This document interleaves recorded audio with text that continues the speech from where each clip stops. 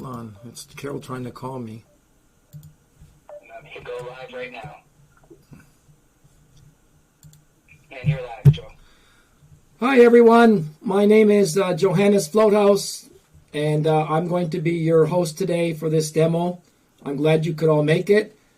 I've been a professional artist for over 25 years and working for Artist Network for over 10 years. Those are very good teaching credentials because they publish the art magazines that you can find in bookstores. So I think you're going to be in good hands as far as learning some new things today. So we have an assistant. Her name is Carol, and she will be reading all of your comments out loud. I don't have time to be looking at your chat. So please type in capital letters when you have anything that's directed towards me or a question. We can answer questions live here. I'm going to be your host today for this demo. I'm glad you could all make there. That's just the feedback. Okay, so just give me a second here to hook up with Carol. I'll be right back.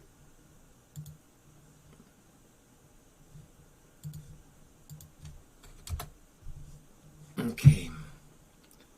So we have this going on.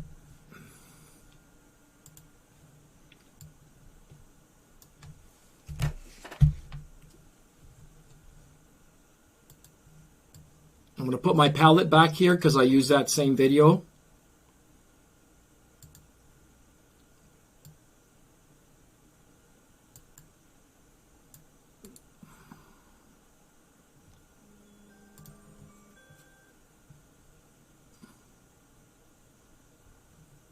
Okay, just a minute. Can I get the colors right here?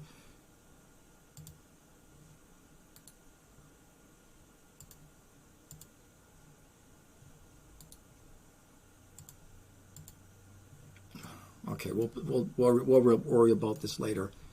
All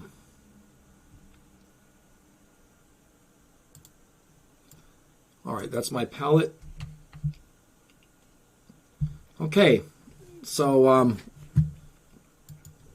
let's get started here. Okay, so this is what we're going to do. We're going to do the textures of these buildings. This is a painting, and I got pretty creative here and decided to cut out that part of the painting, and we're going to paint right in there. So I'm going to do a stone wall first.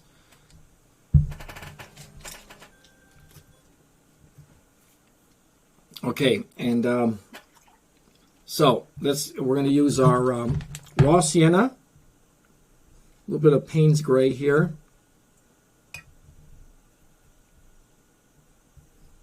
We're going to give this like a yellowish kind of wall. Okay, so we want to make believable textures, right?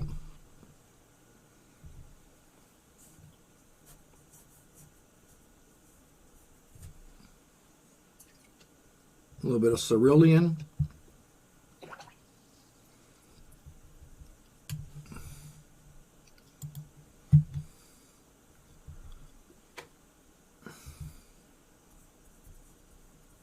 Make it sort of grayish. The important thing is that you don't want to have anything that's monochromatic, so it doesn't look like it was recently spray painted. So you mix in a few colors here and there. I'll call you in a bit, Carol. Let me just get started here, and then we'll reconnect.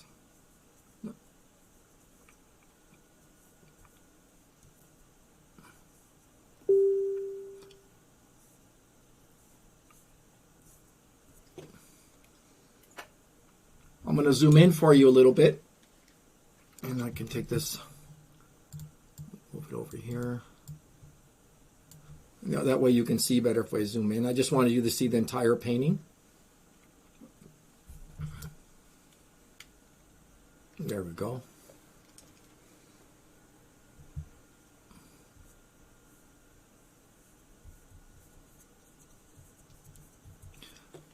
Okay, so I'll tell you a little bit more about myself. I live in Canada,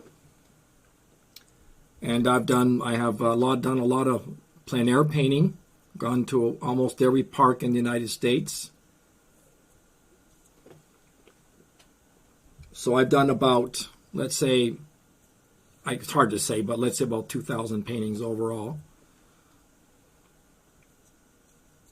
Probably more. Oh, you're from Toronto. I'm from Hamilton, Andrea. So I'm just a stone throw away from where you are.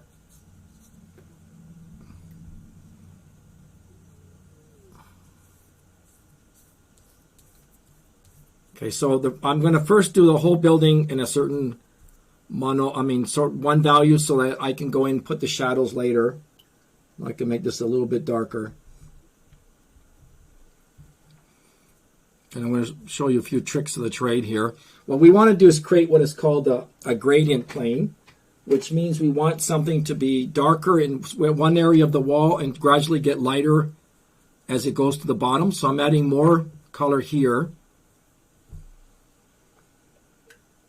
Now, another important thing that when you're doing building textures, in my book anyway, never make them look like they're brand new or recently painted. You want everything to look like it's weathered.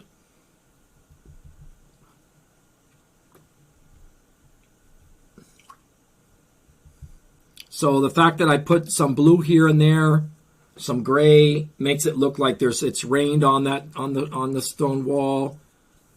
If you have a green painting, I don't have green in this case, so I don't have to worry about harmonizing it.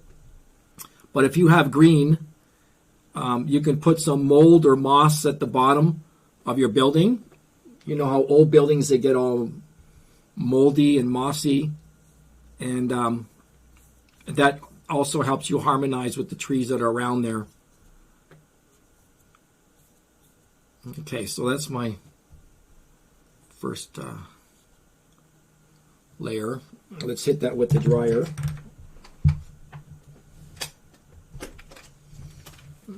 You can see this dryer is actually pretty weather beaten.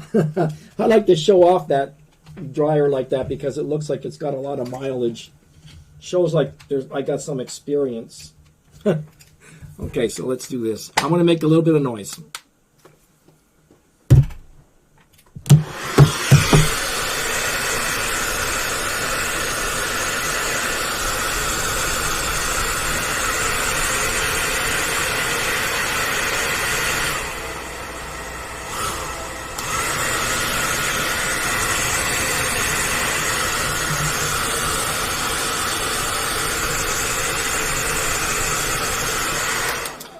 We'll get to the letters in a minute, Shirley. I have to invert that. I just want to get something going first, and then I'll arrange all that.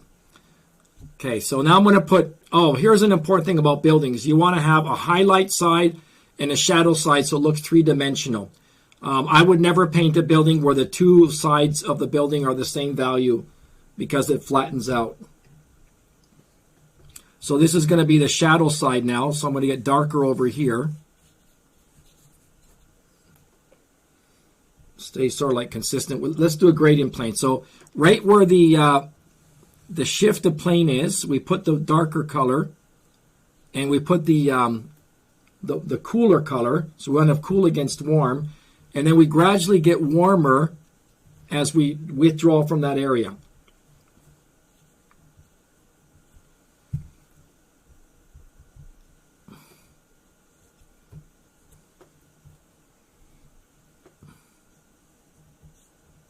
And I'm going to do something that's called the gradient plane also, which means I'm going to put some warm color at the bottom.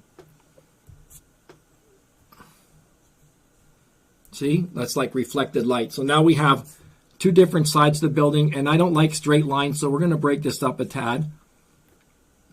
Just cut in here a little bit.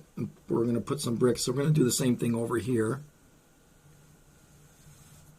I can go right over the window, fortunately. This is printed out with printer ink, and I can go right over that, and it doesn't disturb, it doesn't change anything. That's pretty cool. It doesn't absorb the paint, so I can go right over it. Never done this before. Okay. Okay, now right now it's not a stone wall, but we'll make it into one. And so we're going to give this pretty much a lot of light right now. Let's put a cast shadow over this.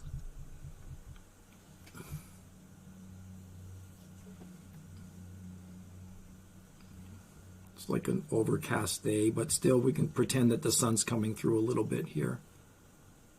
Okay, when you do a cast shadow, you want to cheat. What I mean by cheating is you distort reality. So you don't want to have a line that looks like a Band-Aid. So we just break up the line. We'll just pretend that some of the shingles are missing. It just makes it more interesting. I refer to that as a melodic line. So there we have a cast shadow. And we can give this guy a little bit of attention as well.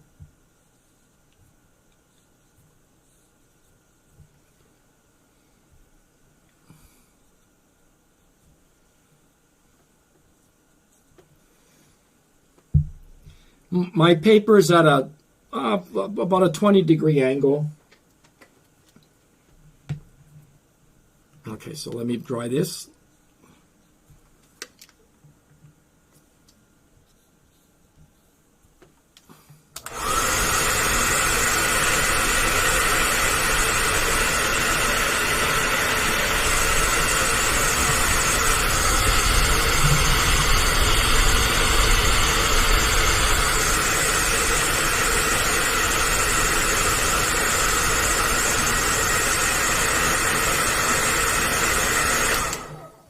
Now, here's the secret when it comes to stone walls.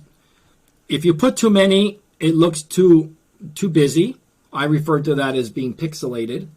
What we want to do is just indicate a few and keep the values somewhat close together. So the best place to put stones would be at the edge here, because you can break up that straight line, and next to the windows. So let's start over here with this one. And I want to have some paper towel here available because you can lighten the value right away. So try to keep these values close together, like I said. Otherwise, it looks too spotty. Now, you want to put them in families. I'll show you what I mean about that in a minute. Keep the value close together.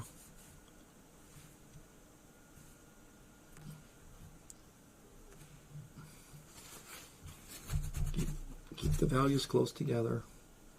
Okay, and then we're going to jump away from there. We're going to go over here.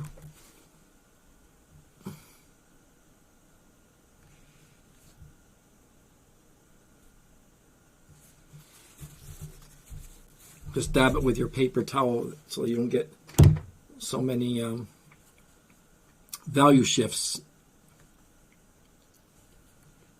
See, I like putting them right here at the edge so we avoid that straight line. Now I'm thinking about the Goldilocks analogy. Mama, Papa, Kitty Bear. A bigger one, a smaller one, a medium one. By the way, we have somebody called Pearl Stark, and there's certain lingo that we professional artists use, and she will be posting the definitions. We do that every time we have these paint-along classes. This is a good moment to ask someone to come in and tell you when to stop. Okay, let's vary the values a little bit.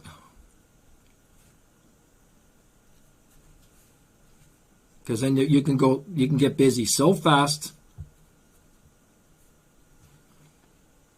So how about you guys tell me when to stop? By the way, I give paint-along classes live, just very similar to what we're doing right now on Saturdays. And my students actually help me do the painting. When I get a second opinion, I call them backseat drivers, but I pay attention to backseat drivers because I will avoid accidents. I'm painting on dry paper, correct, so I can get these forms here.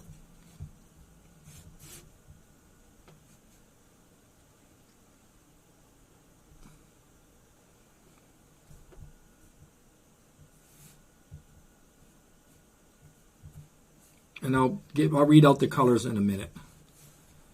I just want to get some information down first. You guys tell me when to stop, okay? I'm watching your text. Oh, by the way, also you can make them bigger than scale because in ordinary circumstances, these bricks would be, well, these stones would be smaller. but I make them bigger so that they're visible from, let's say, 10 or 12 feet away, which is the ideal viewing position for paintings. Let's put a little ledge here.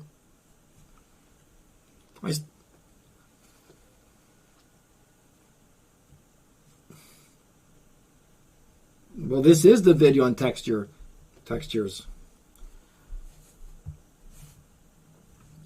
What we do have is on artistnetwork.com, there are courses that I've given about buildings called Essentials of Painting Buildings. And yes, we go into more detail about all this. What do you think? Do you think we should stop right there? Just a couple more over here. See, your guys are helping me. I said I listened to back. Let me just put the right value contrast, because since this is in the shadow part, let's make them a little bit darker. You know, the bottom line is when you're painting this, you should get up every now and then. If it's an oil painting, walk away from your easel and make sure that when you see it from a distance, they're visible but not too busy.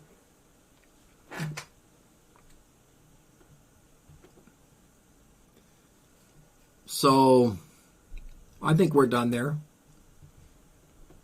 I would like to give this a little bit more of a glaze, but okay, it got the objective, because it's not a very bright sun that's coming out.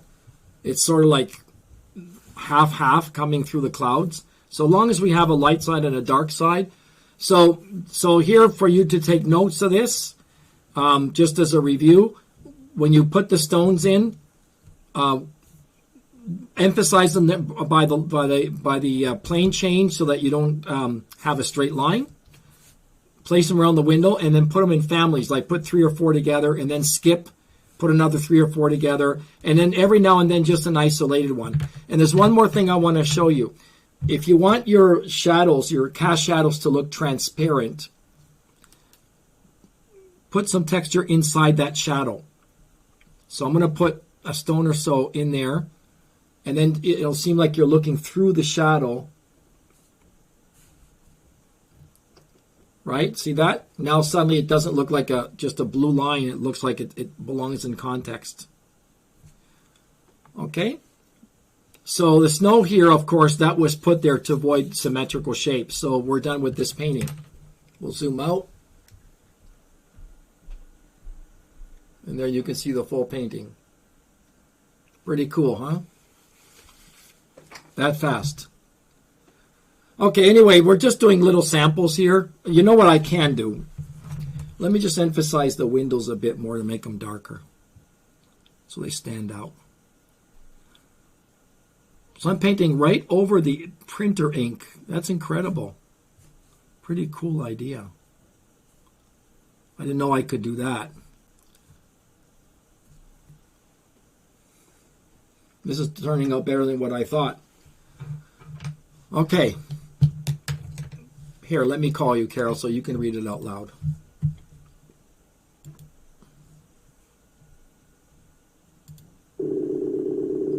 Just mute the mic.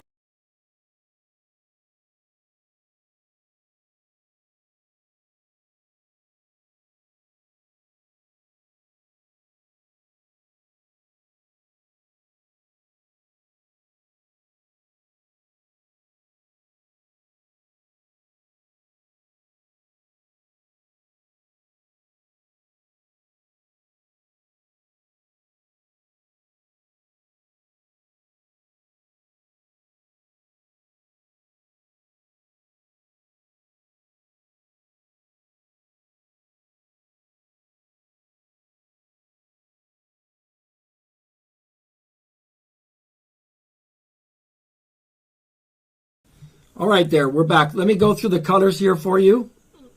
We have raw sienna. I'm starting from the bottom, from 7 o'clock going counterclockwise. Raw sienna, cadmium orange, transparent oxide red, or that's the same as burnt sienna. Indian red is here. That's Indian red. Permanent rose. Permanent green pale. sap green, hooker's green, Prussian blue. Now we're at the top. This is cerulean blue, Windsor violet, and Payne's gray. All right, there, we're back. Let me go through the colors here for you. Carol, you're getting a feedback, Carol. Okay. Let's put our next template here now. What do you guys want to see? Barnwood, tile roof. Okay, let's do this one. This is a mission, I think it's a San Bernardino mission in California. And we're going to do a plastered wall.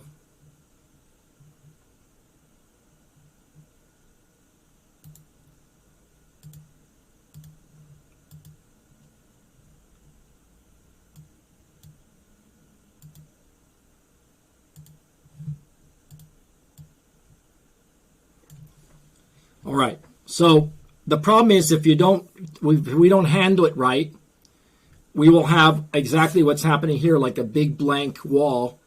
So again, the secret to all these things is to make them look weathered. All walls, all roofs should look weathered, old. Okay? So, but this is not going to have any bricks. It's not going to have any, well, I can put some bricks here, but it's not going to have stones. So here's the way you handle it. You take a very light color, probably raw sienna, a little bit of burnt sienna, cobalt blue or cerulean blue. And we do a little bit of dry brushing like this. So we want to make it look old, right?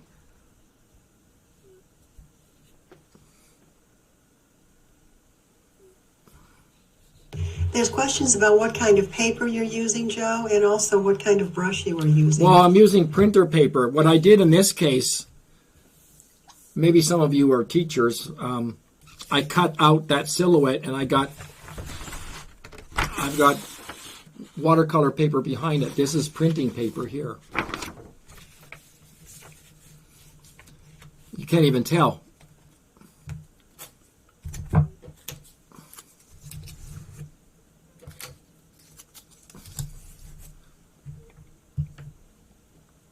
Okay, so the idea is just to make it dirty looking. Just dry brush. And the way I'm dry brushing, I'm actually working against the bristles. And I'll zoom in a minute.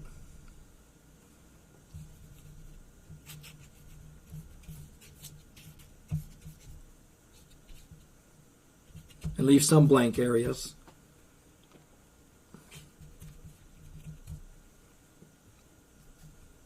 Like what I like to do is also make it look like there's some stains, like when it rains, it picks up dust from the air. Let me zoom in here for you now.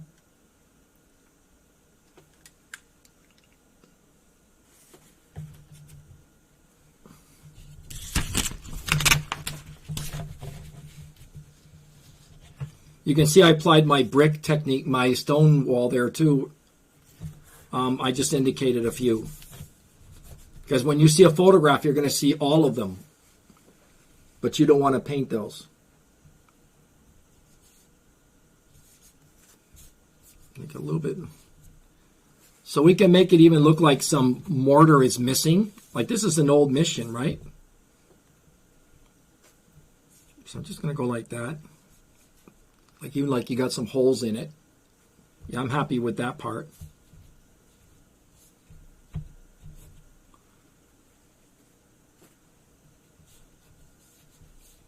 You're getting some nice compliments on how amazing this is, Johannes. Oh, great. I'm glad you guys are enjoying it. All these paintings that you're seeing, by the way, I've done those in my live classes, my paint-along classes on Saturdays. We're doing, every month we have 3 Saturdays where hundreds of artists, we group together and I give a certain lesson there. And what is the purpose of having watercolor paper behind the printing paper? Well, because I can't, the printing paper's too smooth. It won't absorb the paint.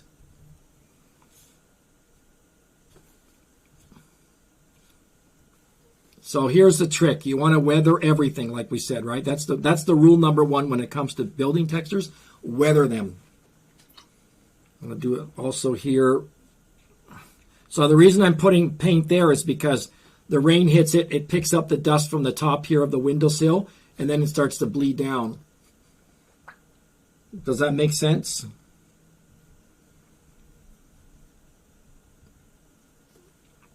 Okay, also here, when the rain comes down, it gathers here, and so we can make this a little bit dirty too, and that also throws off that semicircle, which moves the eye too quickly.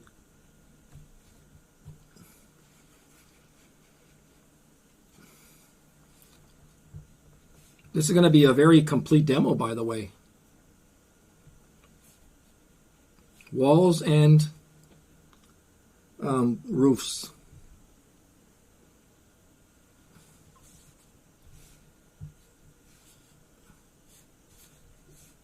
I think we should only do it on one side of the circle of the arch, not on both sides.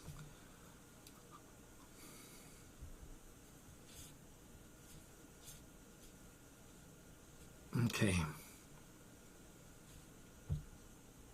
You can even make it look older if you want. They're fascinated with the idea that I'm using here, right? These are completed paintings. Well, that just shows how creative I am and how creative we can be during our regular paint-along classes. Okay, now here's a secret. Look at the shadow over here. Look how many colors are in it. You'll never see that with the naked eye, but professional artists, what they do in order to harmonize, they mirror or they echo the surrounding colors into that area, into the shadow. So I'm going to give you an example of that. So right here I'm going to put, see, it's irregular. The shadow has to be regular. Don't put a band-aid on it. Okay? That's how you're going to see it normally in real life, the way I just painted it. But that doesn't harmonize the rest of the painting. So what we do here is we add surrounding colors. So we can use some pink from the Bougainvillea.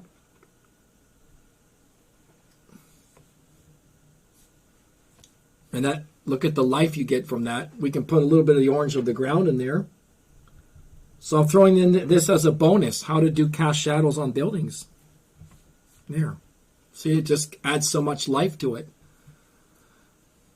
Okay, last but not least, let me hit that with the dryer. What is my favorite painting medium? All of them.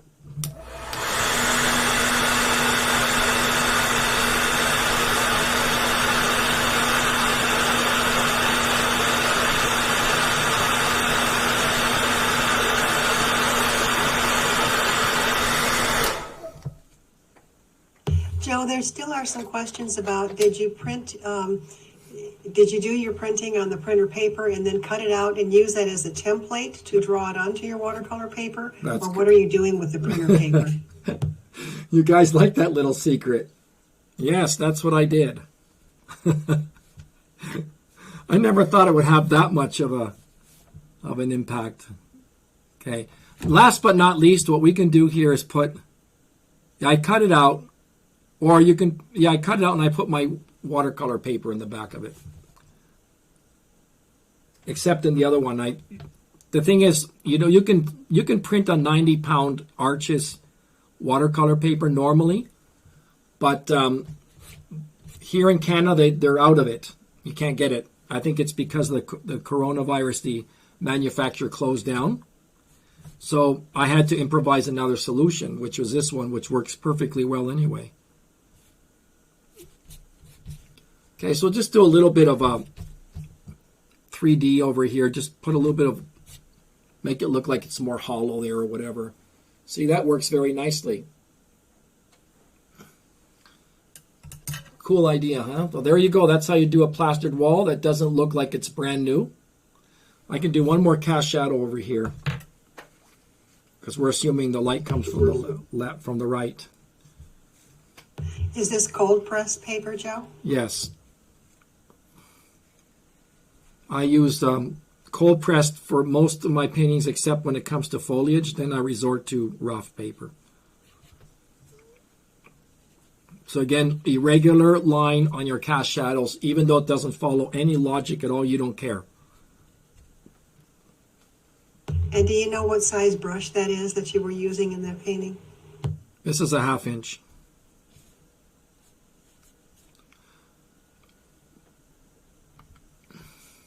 Kathy says, I know he's a master in all of them, but I'm curious if he has a favorite in terms of... It all depends on the subject, Kathy, because watercolor lends itself to certain subjects and oils to others. Like I tend to do quite a few building paintings in watercolor because of these effects. Anyway, there you go. We have ourselves a plastered wall, don't we? Very convincingly.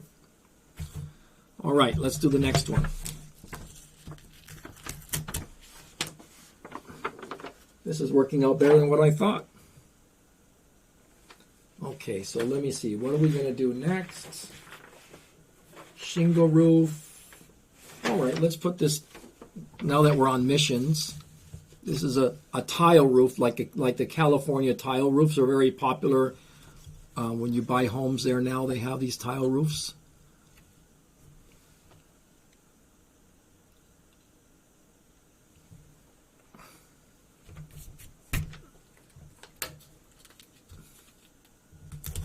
This is the Carmel Mission in Carmel, California. A lot of people, I think you've seen this already, right?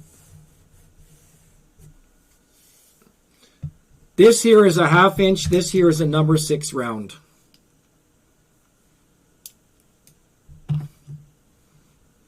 Okay. Do you usually complete a painting in one setting, or how long does it take you to paint something like During this my piece? paint-along classes, I complete it in one setting, yes.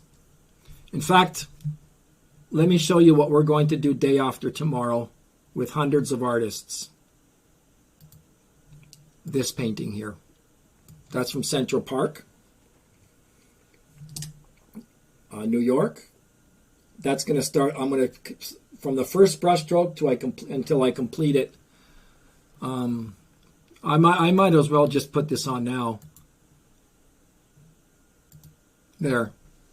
You can read that for a minute. A little bit of a commercial break here.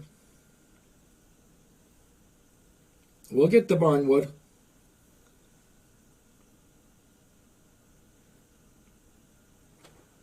Okay, so it's, oh wait, it's not $14.99. Guess what? It's changed. It's $7.50 with a coupon.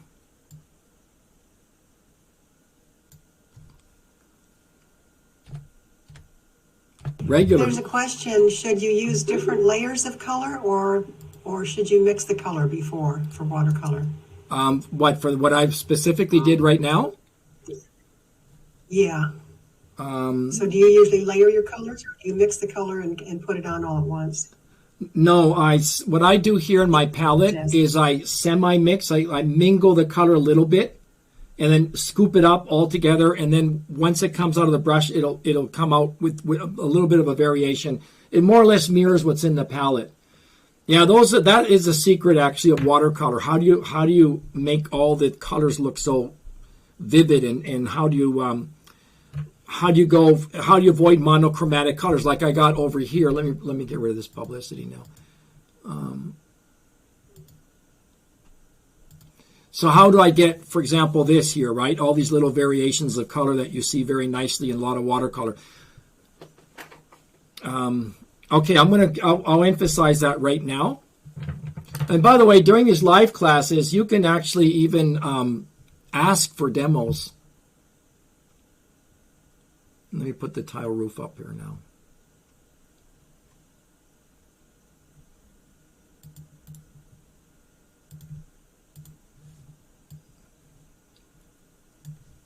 Okay, so let me clean this palette a little bit. So I'm going to show you what I mean about that. We're going to take, basically they're more like a burnt sienna, right? So here's the secret. Let me make my palette bigger for you. So you get a real good idea what we're doing here. Okay, so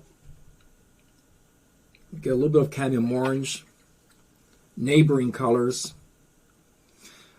Shirley, if those who paid the $14.99, you will get a refund on your payment. If you email support@artistnetwork.com, they will reimburse the $7.50. Okay, so I'm going to put this over here. Now, in this case, we do have green, so I'm going to be able to take advantage and mirror that. Okay, so this is the secret, right? So what I'm going to do here is just a little bit mingle, just a tad, and then apply. Add a little bit of blue. So all these colors are already on in my gun, so to say. It's all the bullets are in the chamber.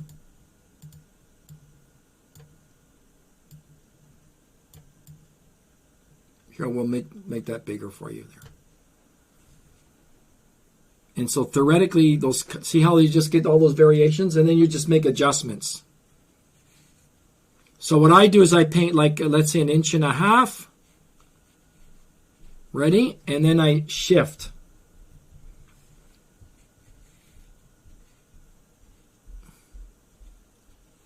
See, if that's becoming monochromatic, we'll throw in a little bit of green.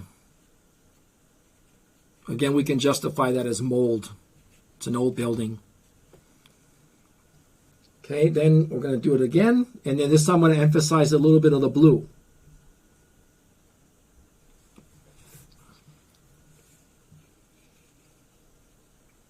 Paint about 1 inch or so.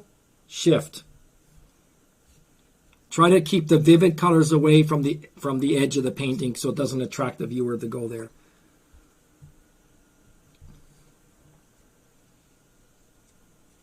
Now, here's the...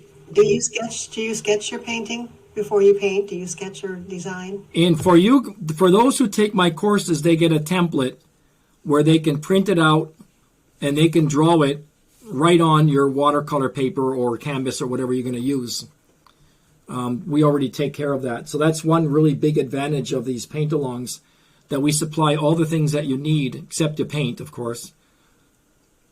And so what you do is you put pastel at the back of this,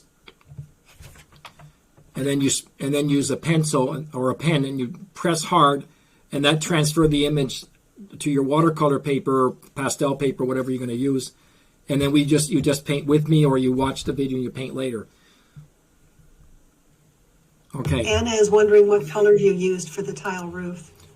Basically, it was burnt sienna. I called out the colors earlier, but see, the secret is to keep switching, so it doesn't look monochromatic.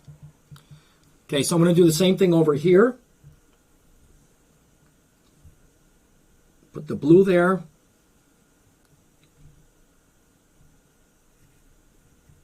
And here we go.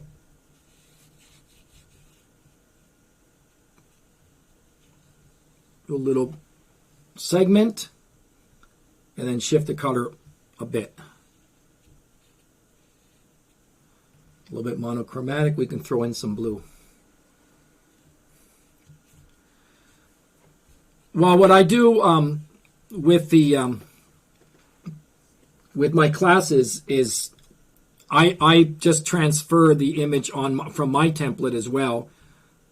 But let's say if I'm not doing it for class, do I sketch? Yes, I do sketch. In fact, watercolor really needs a lot of pre-planning to get it right.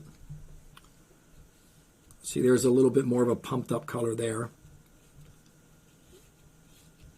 See, just paint a little segment and then switch. This stays on YouTube all the time, so you can watch this later. There, see? The idea is to get that blue in there. You're not going to see that ever in real life. Now, this is going to look like a little bit cut out here, but that's because of what I did here. So, yes, the flower of the tree is going to look a little bit cut out, but that's okay. That's the idea, is to teach you how to do the actual roof and things, right? Okay, let's put some green in there too. I like to put it near the top. Just let it bleed in here and there. See, that looks weathered now.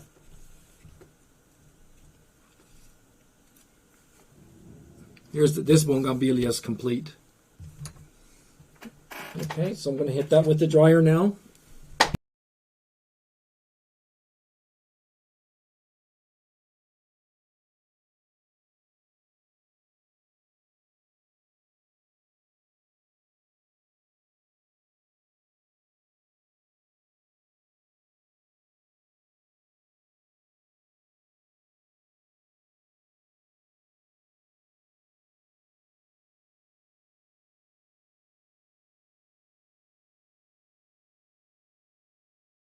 Not have a coupon. Oh, yes, it does. It's Art Roots. Can somebody type the coupon for the Saturday course?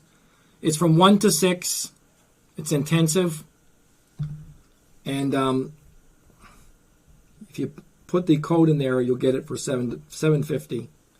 Okay, now, just like with the stone walls, we want to keep it not busy, right? So you only indicate... Now, I know in real life, when you look at a tile roof, you're going to see every single tile, but that makes it look overworked. So in our case, what we have to do is the same principle. Is we only put a few tiles. Like we go maybe right about here, maybe like that, like this. Put them again in families. One of your students says, "Now I know what I've been doing wrong." Well, that's what these classes are about. Let me make the mistakes. And is that brush still the... Go ahead. Go ahead, Joe. Is that brush still 1/2 inch? No, this is around number 6 Scepter Gold. Let Joe make all the mistakes over the almost 30 years of painting so that I can teach you not to make the same mistakes and go directly to the solution.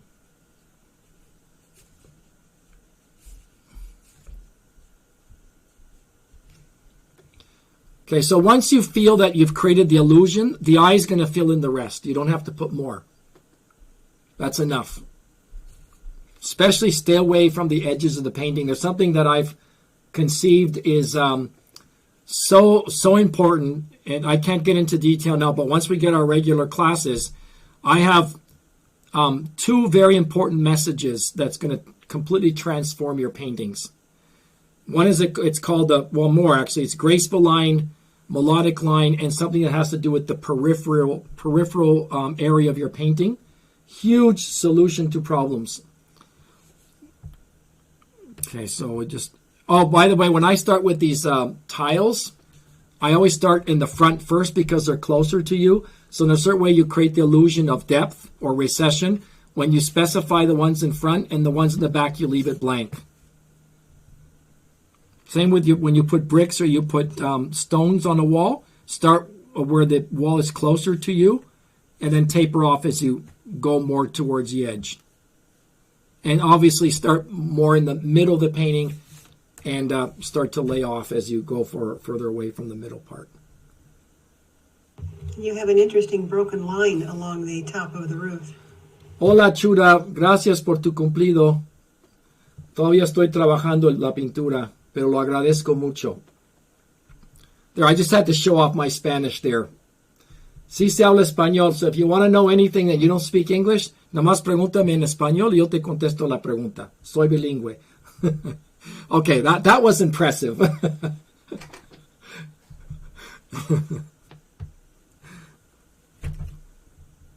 You're getting lots of great compliments, Joe. People are learning so much in this little video. We're just getting warmed up here, guys. You should see these regular courses. Especially, I have something coming up, which is called Essentials of Painting Charming House Portraits.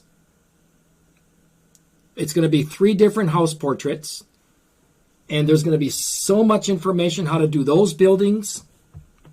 That's going to be from this Saturday to next. So this coming Saturday is the Central Park, and the next one is that one it's called Essentials of Painting Charming House Portraits, or painting portraits that are charming something. I have to get the title right. Sometimes when I paint, I get a little bit stupid. Sorry, because I got my left brain and my right brain somehow conflict. You know what I mean, anyway. Okay, so do you think we have enough there? And that will be a 3-week.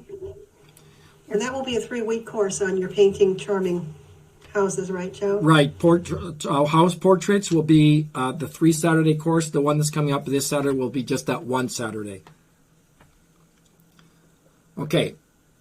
Now, I'm just going to do a little bit of the insertions here.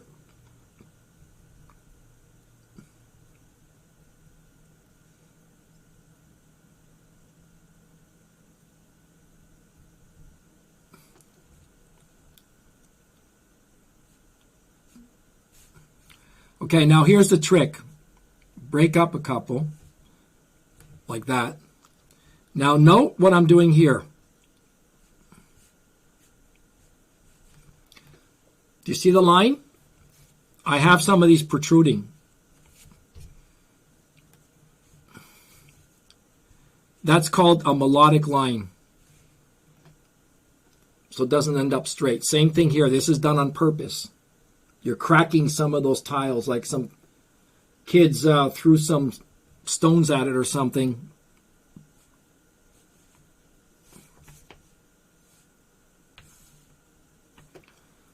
I see quite a bit of Spanish here. That the Charming House course, that's $19.99 US for 3 Saturdays, over 18 hours of instruction. Very similar to what I'm doing now. The only difference is I start the painting from the beginning and go all the way to the end. And the regular courses are all recorded, and they are able to download the recordings as well as all the materials that you provide. That's correct, Joe? That's correct. Everything gets recorded because not everybody can make it live. Okay, so I think we're done there with our tile roof. Let me just put a cast shadow there.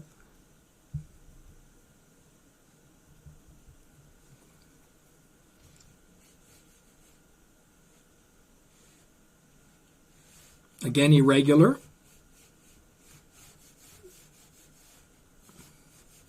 That's going over some of the paper there. Some of the paper is getting the paint, but okay.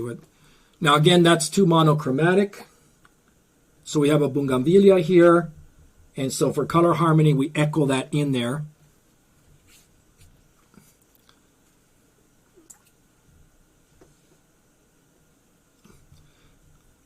Okay, so, there's some Spanish.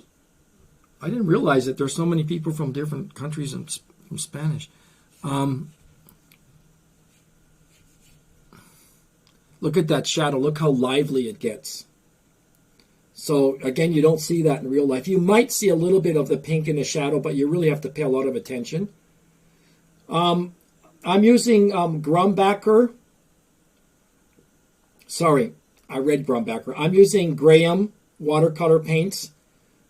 There's an advantage and a disadvantage to those. The advantage is that you can glaze and you don't lift off the bottom layer. The disadvantage is it's very hard to spray out in case you make a mistake. But they're much more fluid than the Winsor Newton. Make that look a little bit more 3D. Okay, I think we're done there.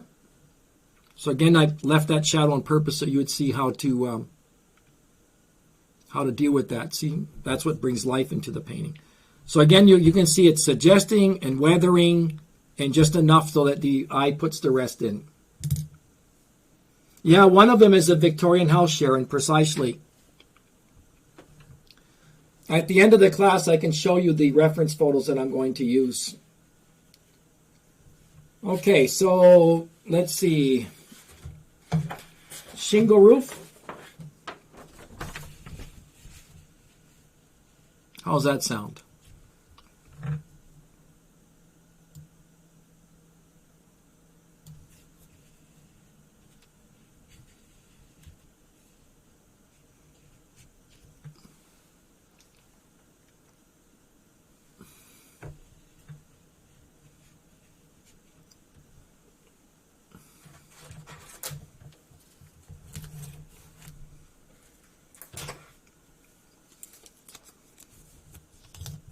You can find everything at Artist Network. I haven't been reading if Carol, you might want to type that for us, the link of Artist Network. artistnetwork.com/paintalong with the hyphen.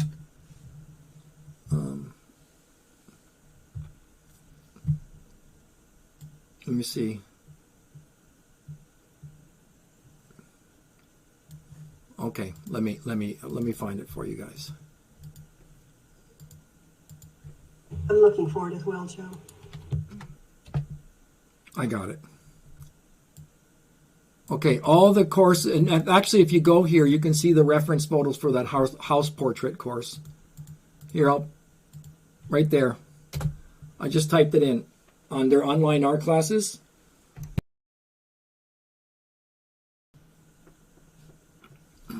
Got it? Okay, you can see all the 3 reference photos of the upcoming course of the house portraits. All right, so shingle roof.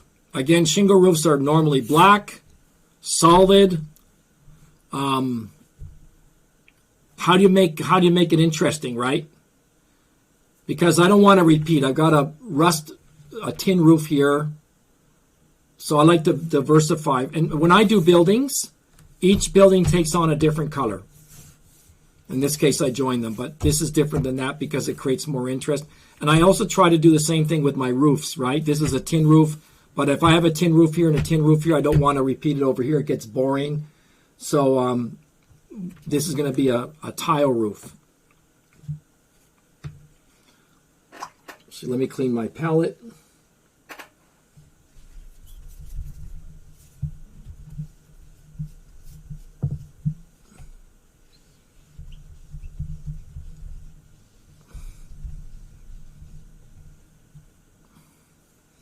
In this case, I'm going to use a little bit of violet. You'd be surprised, a black roof actually looks violet. Payne's gray, burnt sienna. See what formulas we come up with. So I want to do a gradient plane as well. So we're going to start dark right over here at the front part.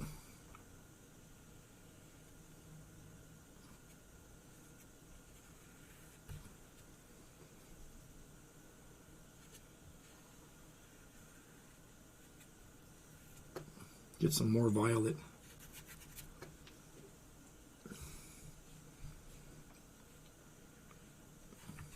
Yep, violet roof. If you pay attention, shingle roofs actually look violetish.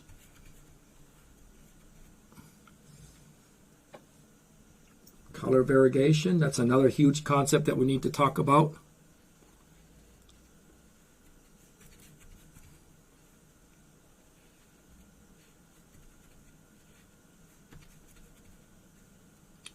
Joe, do you think the Talons, Ecoline, or Winsor Newton Pro Marker watercolor, artist grade watercolor brush pens would work for the paint along? Yes, actually, pens are the watercolor pens are more recommendable than the tubes. Most artists use the tubes, but Winsor Newton actually is recommending to use the pens instead. This is going to be shingles. Did I say tile? Sorry. Like I said, when I'm painting, I get a little bit stupid sometimes. On one hand, I don't get stupid because I do a job painting. But when it comes to saying things, I can get stupid sometimes because I'm trying to work with the 2 hemispheres of my brain at the same time. So Michael wants to know if you have a course on how you did that foliage. Again, if you take the live classes, I can demonstrate that. And in fact, I think I'm going to finish early today. Well, not necessarily. It's already 4 o'clock. Okay, so the shingle roof is violet. Look how beautiful that violet looks there, right? It just adds so much life to it. Burnt sienna and Payne's gray. And so I'm trying to leave a little bit more of a lighter value here and a little bit darker at the bottom. Oh, sorry, I didn't change that. Thank you for... I'm trying to run a 3 what do you call it, 3-circle circus here? Shingle roof. Yeah, 3-ring circus. Yeah, 3-ring circus, yeah. That's correct. Thank you for the correction. Yeah, you got to watch my back. What's One that? of your students is wondering if you could display the shingle roof palette. It is. It's. I said it was. I already mentioned it. It was Windsor Violet, Burnt Sienna, and Payne's Gray. That gives you that lovely kind of look there. Again, it's always, you know, interesting. I have a technique where I make a little square like this, and I look at each section of my painting, and everything should look different in that little square. Now, this is a little bit muddy because this is a printout, right? Original painting would be more lively than that.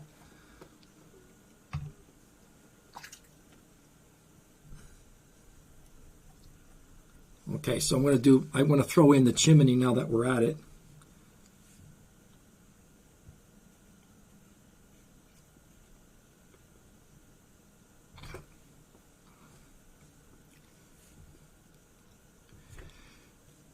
Yeah, I mean, once you guys are taking my regular classes, you say, well, Joe, how do I do foliage? I can demonstrate. It takes me 10 minutes to do it.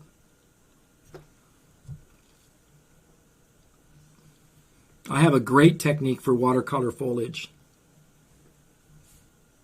In fact, let me show you. Well, at the end, I'll show you one of the paintings here. Why don't I not do it now? I want to show you this painting with. Well, always questions should be addressed first. Let me see.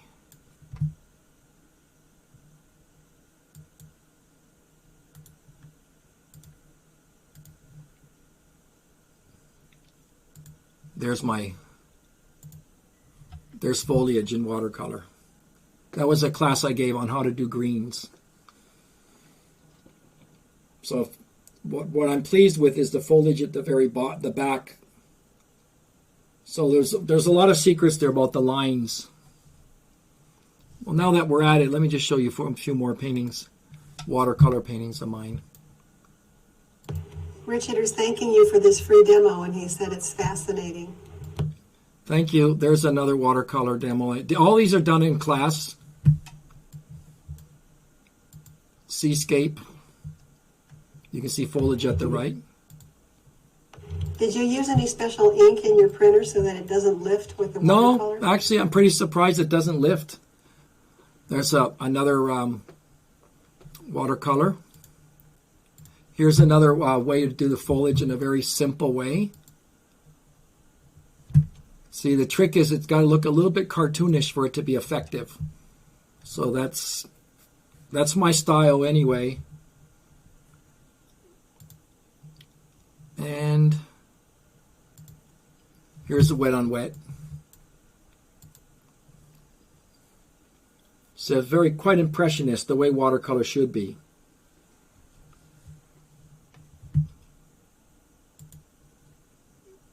Okay, let's get back to our painting here.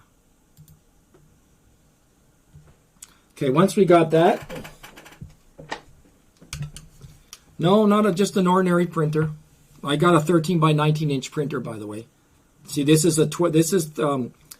prints out on 13 by 19, so this is about 12, maybe 11 by 16 or so.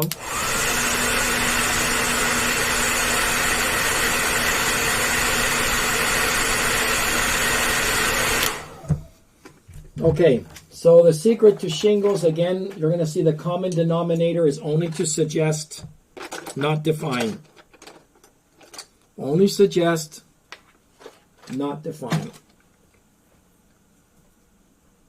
So we're going to go, always start in the middle part. I have two options. I can get busy here or busy here. Depends what my focal point is. Because I feel that this is more interesting, I'm going to get the busy part here and then taper off. So here's the secret to that. So right in this area, you start to indicate a hit and miss with the shingles. They're a little bit crooked, that's okay. Again, I can afford to get busy here. So I'm using an interrupted line. Let me zoom in so you can see that better.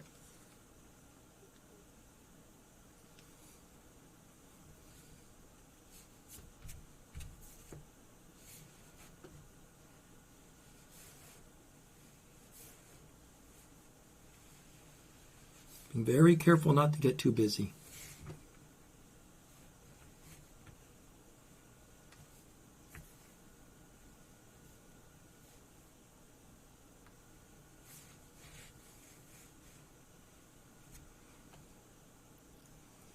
And just indicate it's a little bit too blunt.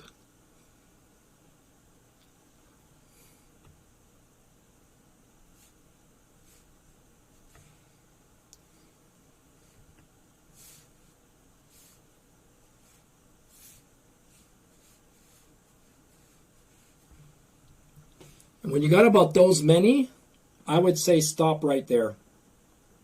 Maybe just a tad. Okay, so the secret is, see, look at this, lost and found line. I'm skipping the line like when you throw a stone on smooth water and it skips. That's how you want to do it. And you're getting wows on that, Joe. The eye fills in the rest. You don't have to indicate every shingle.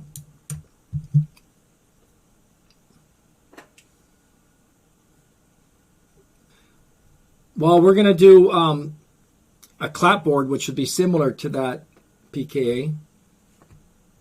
I'll just make this side of the chimney a little bit darker. Now, here's another violation of a rule, right? It's a sunny day. Well, I put the shadow on the wrong side. Hold on. Should be on the other side. Anyway, theoretically, you would have a cast shadow from the chimney, but you use artist license. And I don't put it because it's just going to be a straight line. It's going to really bother you. So that you don't. That's an example where logic does not apply. Okay, so there we are. We got our shingle roof. So again, the review would be the purple makes a big difference. Variegate the colors. You got a little bit of orange here, a little bit of a Payne's gray there. And start heavy with some of the shingles here. Make them much larger than what you'd see in real life. Get busy at the corner and then taper off to nothingness. Okay, let's do the Barnwood. Sound good? Somebody said he wanted to see Barnwood.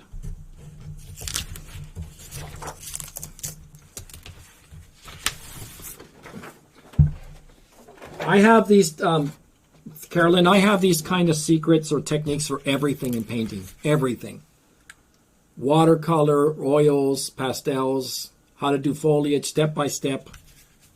I've been doing this with, I've taught over 20,000 students over the years, some of them even professionals.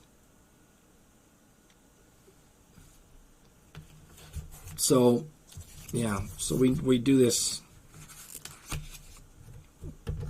This is how the classes are.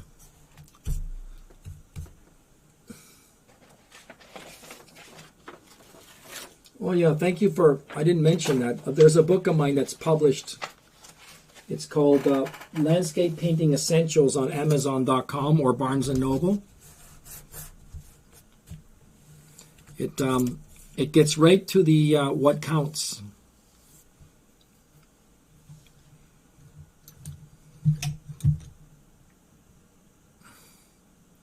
By the way, there's students of me that are talking about my classes. They're my regular students. They're not plants. They're not sidekicks. They're actually real students, just for the record.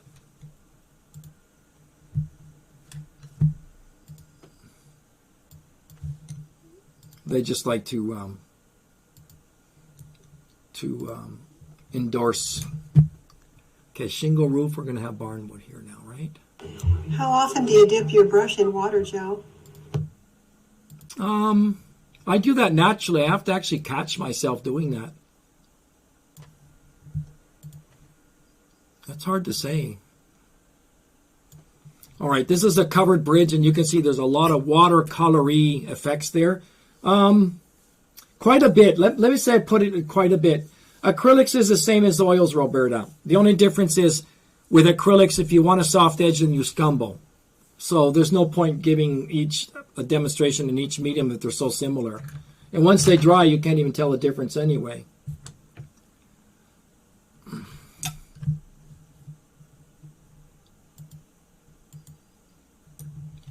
Okay, so let's get this show on the road here. Cerulean blue. Burnt sienna. See, I'm bringing them all out. What I do is pretend, so you remember this. You know, in the old days, when we were younger, we would put chairs in the garage, and if we would have a party, we would dance. People don't do that anymore, but we used to dance in the 70s or 60s, right? And so these are all the chairs that are in the garage where you're going to have the party.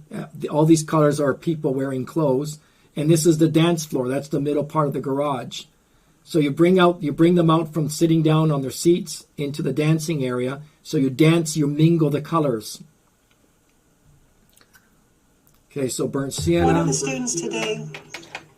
students today wants to get a Gorilla watercolor board and wondering if you would suggest the quarter or the half because she can only get one, or would you suggest a different board? Well, the quarter-inch Gorilla board is going to eat up a lot because it takes about an inch of your paper away. So I'm not that keen on losing that much real estate. I would say get the half. And in the worst case, you can just do 2 paintings by flipping it vertically.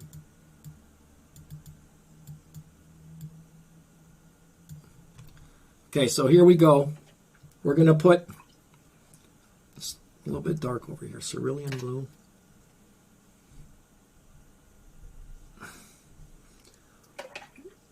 Yeah, Roberta, when the regular courses, there's so I don't want to sound boastful, but I have, okay, I will be boastful because I deserve it. I have found a way to put the subjective beauty of art into terms that are easily understood, and I know what the most important things are, which are the melodic lines, graceful lines, interrupted lines, so important, peripheral areas, variegated colors. You don't even read those in books. They're not in books. It's the whole answer is in the lines. Okay, so here I'm going to start. This is warm, so I start cool. That when I want to do color variegation, which is another concept that's huge, start cool and go to warm, or vice versa, depending. Normally, if this is warm here, you go to, let me warm that up actually a little bit more. This can use a little bit of a glaze of warmth.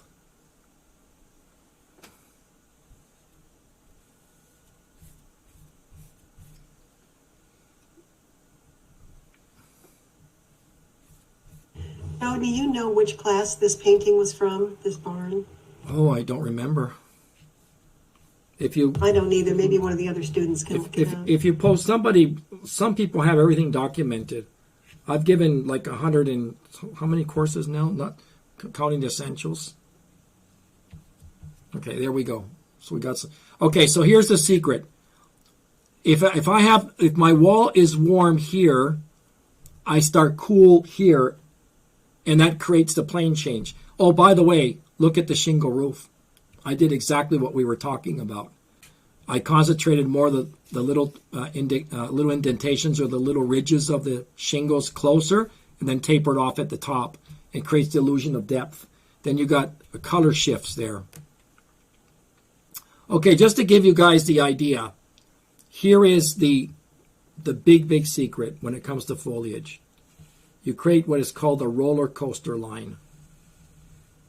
I call that a graceful line with a nice deep indentation here and come out again.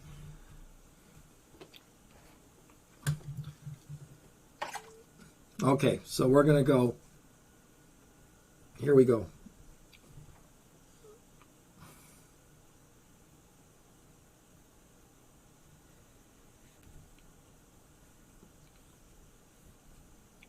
Paint like an inch or so, shift. Just let it mix together.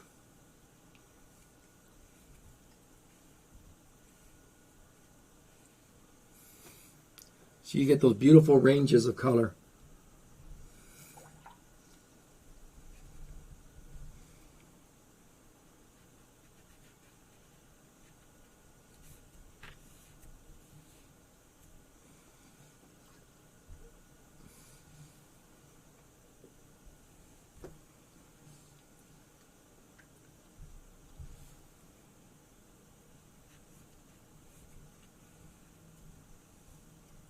Now, don't make your wood look too many jelly beans. It'll look a little bit too unnatural. So it should be, some gray areas here and there when possible.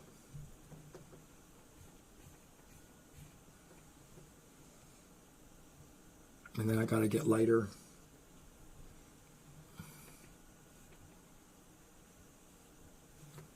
See, look at the color variegation there.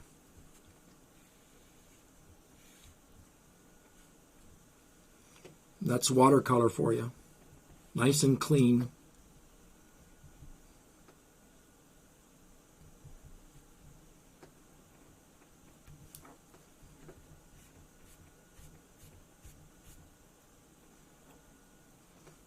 Every now and then on a blue moon we do this.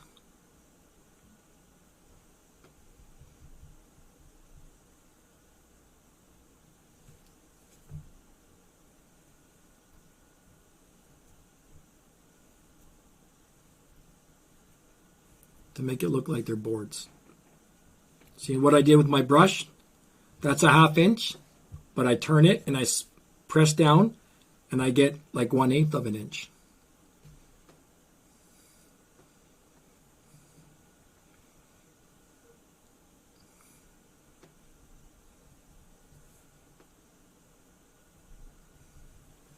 The Gorilla board, Gorilla watercolor board is a dream come true. It's I can't live without it. The advantage of that is that your paper will never buckle.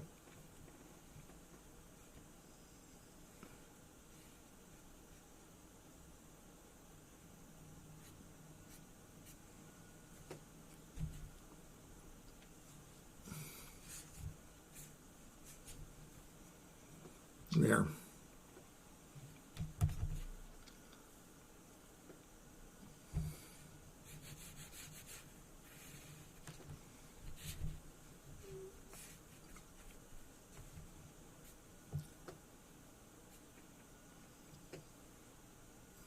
Do you rinse off your brush between colors? No, not at this stage. Only when I rinse my brushes when I bring the dancers out from their seats and put it in here. So I grab, let's say, Indian red, put it there, and then rinse, which you can hear.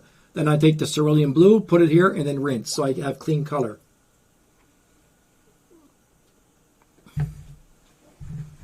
Gotessa wants to know if you mask for the geometric window shapes on the inside of the bridge.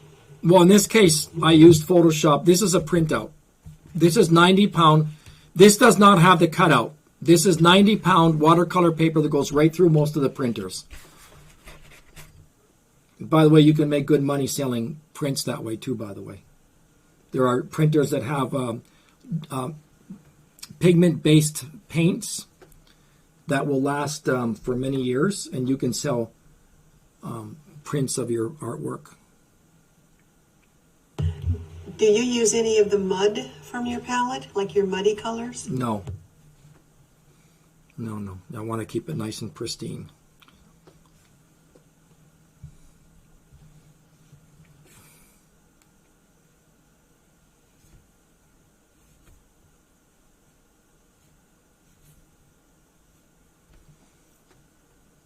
Okay, so we paint a few inches and then grab a new color. See, there's my blue now. You keep shifting at the most, every 2 inches, preferably every 1.5 inches, depending on the size of your paper.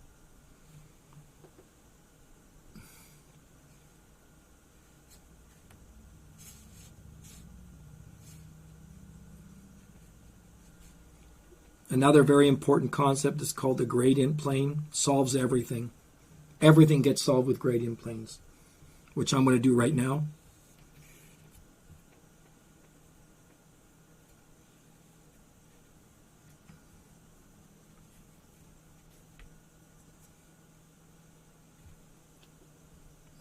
When you get quite dark, preferably use purple for your darks.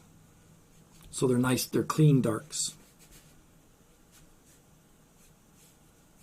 Like when you're negative painting accents and trees, for example.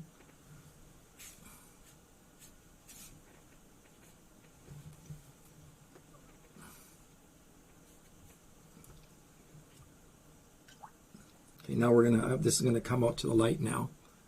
This is gonna be our gradient plane.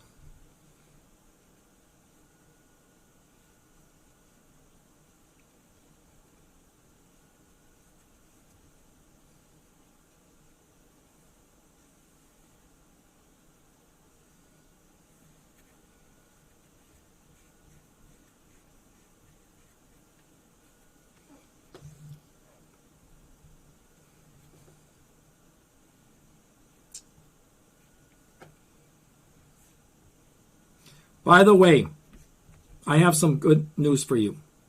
Not only do you get that discount of 50% off for the next course starting Saturday, $7.50 for from 1 o'clock to 6 o'clock Eastern Time. But guess what I'm going to promise you? You will get step-by-step notes, a booklet of this. I have someone who's documenting everything, not everything I'm saying, but the key points, and taking screenshots of what I'm doing, step by step, and she will put the captions, and you get a booklet step by step, plus all the important things that I say that will be included that you can download if you register for the upcoming course. A PDF. Sound good?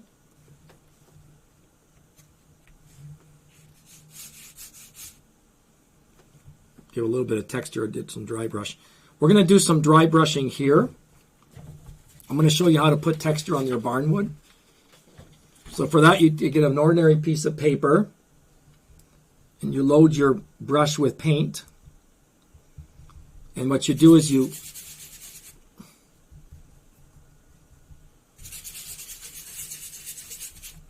go like that, then you go, oops, it has to be dry though. You don't, it's called dry brushing for a reason.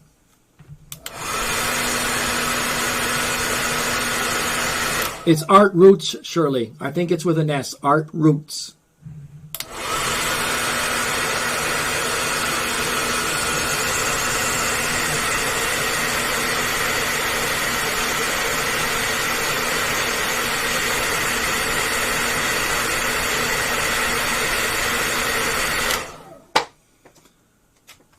If I can only get one watercolor flat brush, what would you suggest to get brand and size? 3/4. For me, my favorite one is Scepter Gold from Winsor Newton. Look at that. That's what I want right there to create the board texture.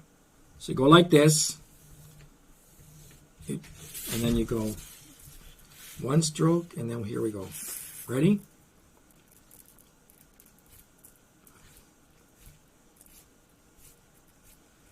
We got Barnwood with texture.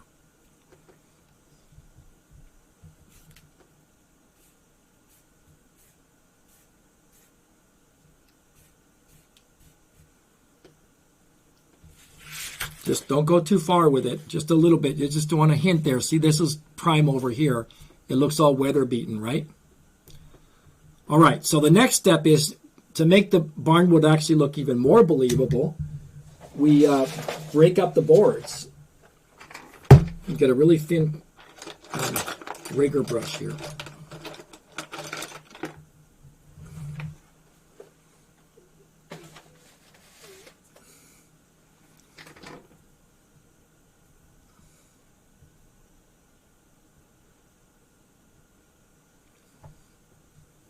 So we go, again, start heavy with the whatever detail you're going to do. Here's another thing is take your rigger brush and bring it to a chisel edge so you get a thin line. So right about here. Now, the secret is not one board should repeat in size.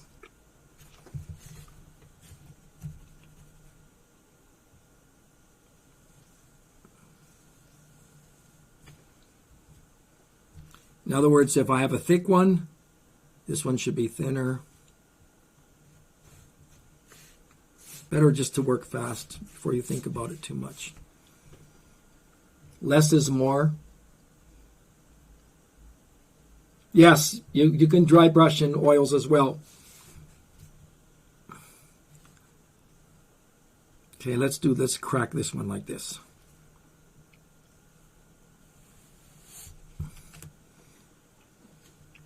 Is the texture in oils done similarly? Yes.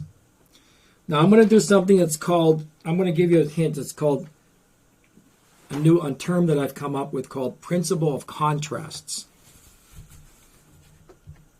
which means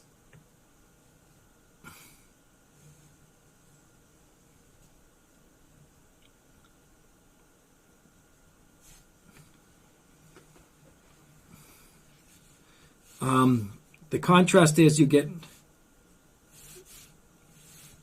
put them here, but then you don't put them here. I'll do one more over here like this. There's our Barnwood.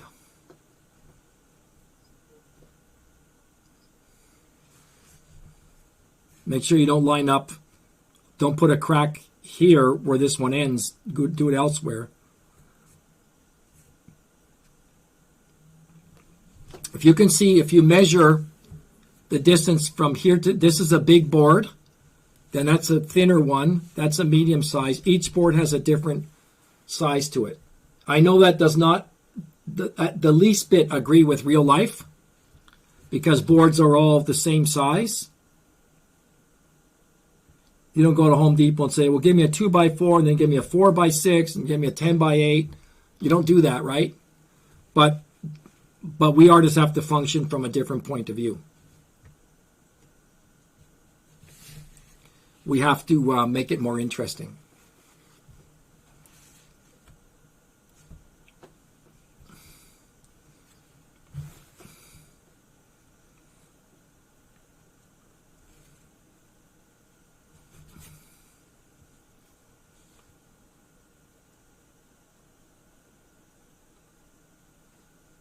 That'll dry lighter.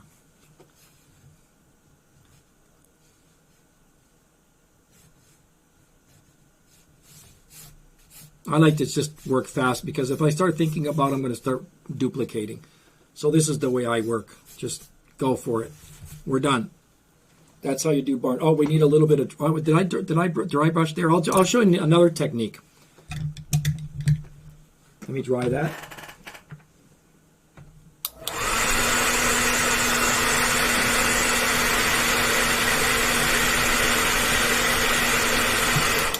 You can see that beautiful range of color in here, right? Okay, now I'm going to splay the bristles like this. Load it with paint first. And then you get an effect like this. You splay the bristles. You can use a paper clip.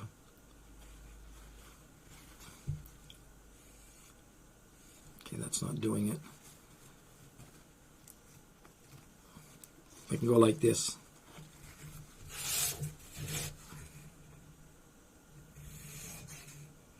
See how neat that is? It looks like the wood grain. You can even go like this, and then you know how the grain goes like this for close-up boards.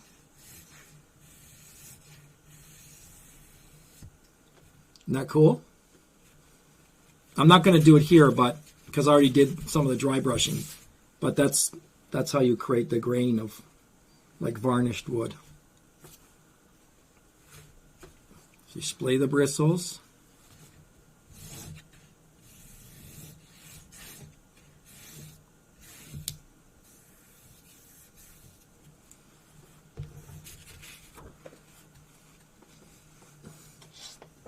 Okay. We're done with our barnwood. So now a little review. Where the warm part of the wall starts, start with the cool. So it makes it look good is that I put the blue here next to the warm color there. Then you want to make sure that each board is a different size. make some of these cracks very thin, and couple here and there, make them thick, like it's opened up more. And don't put so much there.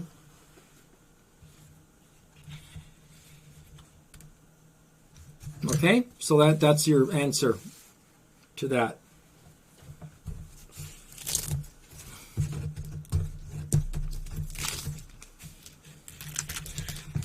What do we have here? Okay, let's do a brick wall and then a tin roof. We're a little bit running a little bit late, as always. I guess you don't mind if we go another half hour, right, everybody?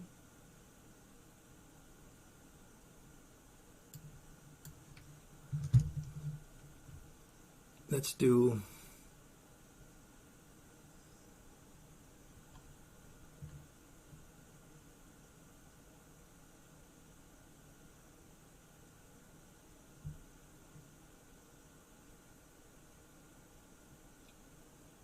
brick wall, where are you? Well, I'll just do this.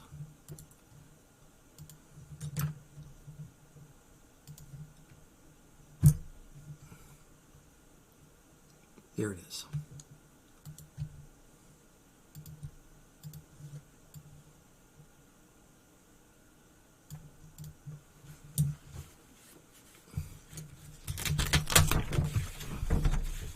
This is a scene at Gloucester, Massachusetts. Oh, but by the way, this technique here that I showed you, this also makes it, this is great for a tin roof. That's how you indicate rust, which I'm going to do later.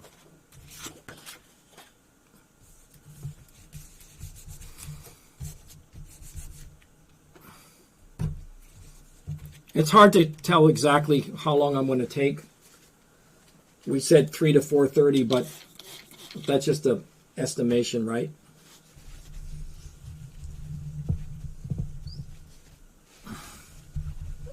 An estimate of time.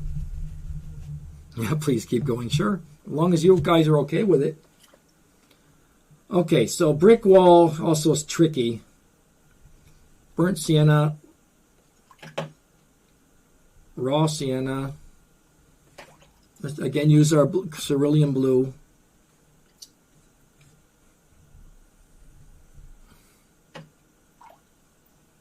It's a little bit muddy. The original painting, it's cleaner colors in this. It's as soon as you print something out, that's what happens.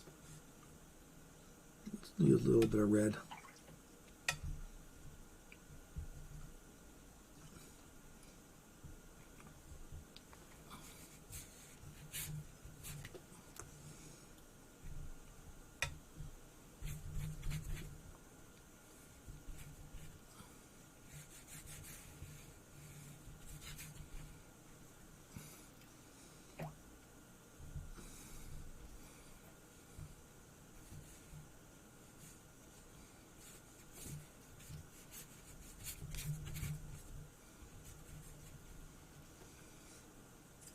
And again, I can't live without my touches of blue here and there. I just can't put a solid color wall.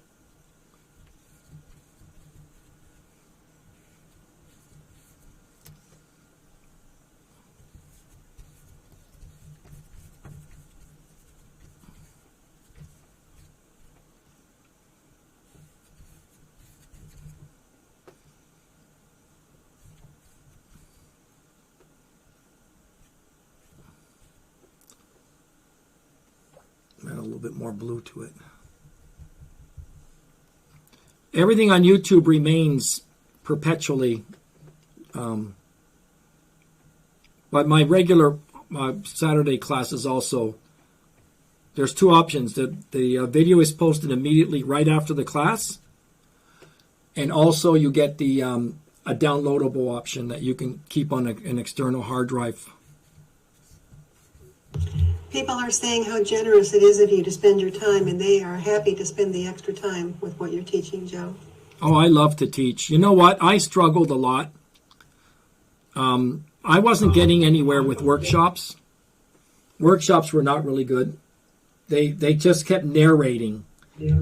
You know, now I'm going to do this, and then I'm going to do that. Okay, I know that. I can see what you're doing. You don't have to tell me what you're going to do. I see that. So I didn't get anywhere. I gave up going to workshops. I don't know if you guys have had similar experiences. It seems like many of the professional artists, they're very talented, and they paint intuitively. But how do you put it into terms that it's going to be understood? So, for example, I've come up with the concept called a melodic line, right? So we can understand what we're doing here. You know what? Let me throw in the Bougainvillea now that we're at it. So the secret to Bougainvillea is wet it first, spot wet it with a clean brush. It's going to be a little bit cut out here, but normally that would, in real painting, I would have that would just bleed right into that. So I'm going to use permanent rose and some cadmium orange.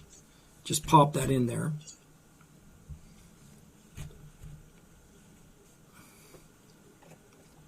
Just let it bleed. Let some of the white show through. It's got a blossom.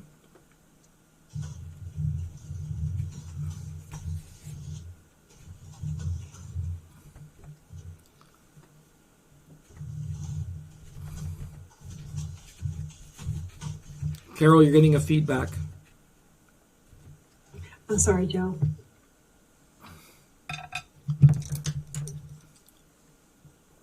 I'm going to throw in some cadmium orange.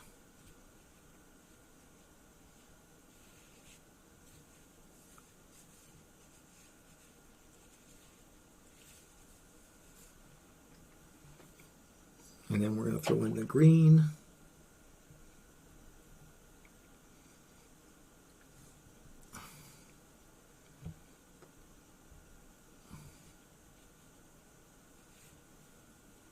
I love painting these. When I lived in Mexico, paintings would sell as soon as you put these flowers in. Which, by the way, our house portrait course will have flowers. Have you seen the page yet on Paint Along? artistnetwork.com/paint-along. You can see the photographs of the houses that we're going to paint. Aren't they beautiful?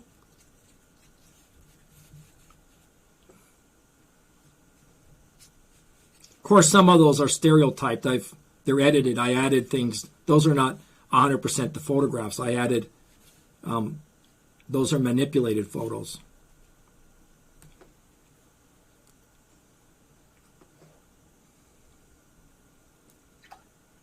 Yeah, they're gonna post the link in a minute here. artistnetwork.com/paint-along. They've been posting it all day. Okay, we'll let that dry. In the meantime, let's work with the tin roof here. Well, okay, let's do one thing at a time.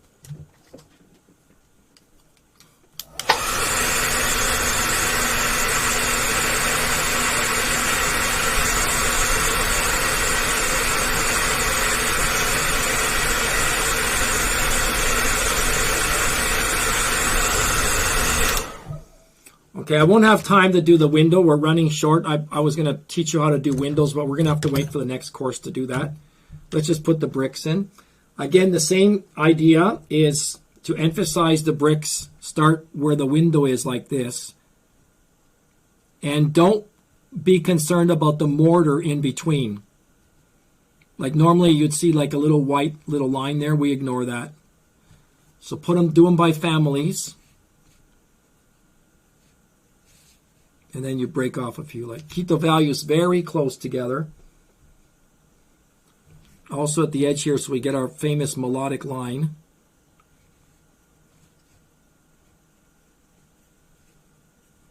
Got to work fast because if I start thinking about it too much, I'm going to start cloning them.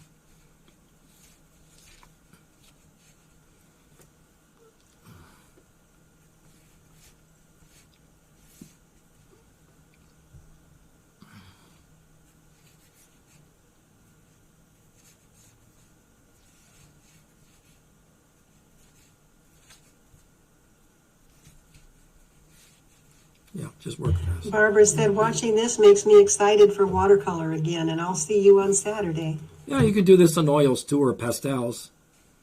Principle is, see, this is what I call the principle of contrasts. Heavy here, almost nothing there. It's another huge concept, principle of contrasts.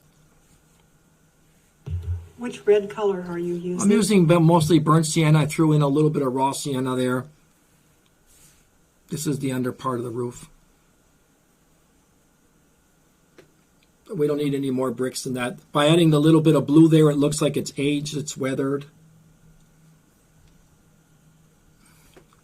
We'll make a few darker ones there too. See, the rest, just the eye fills in the rest, right?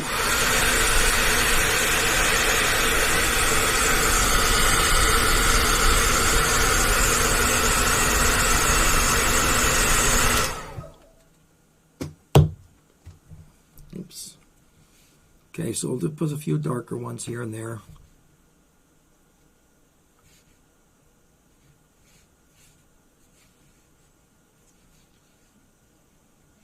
Make them bigger than scale.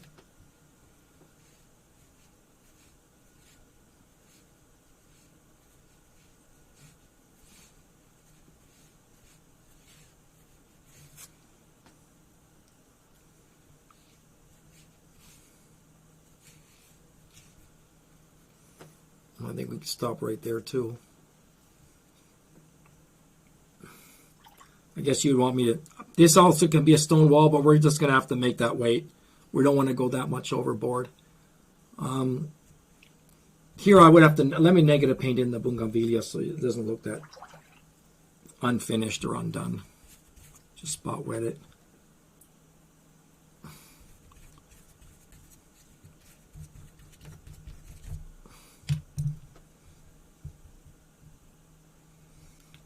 You are learning a lot, huh?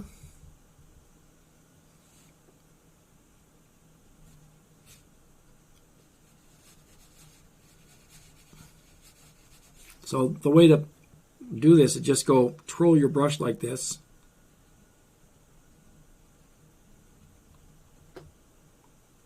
I'm putting my hand on top of the brush.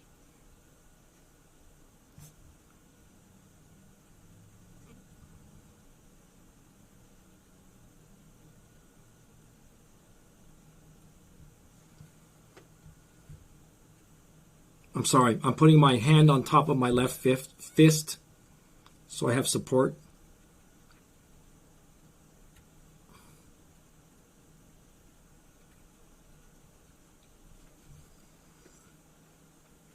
And that sort of does it. We go a little bit darker now.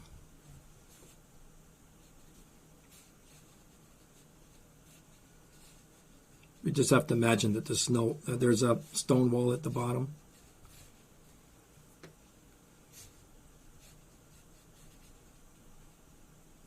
You go like this with your leaves as well.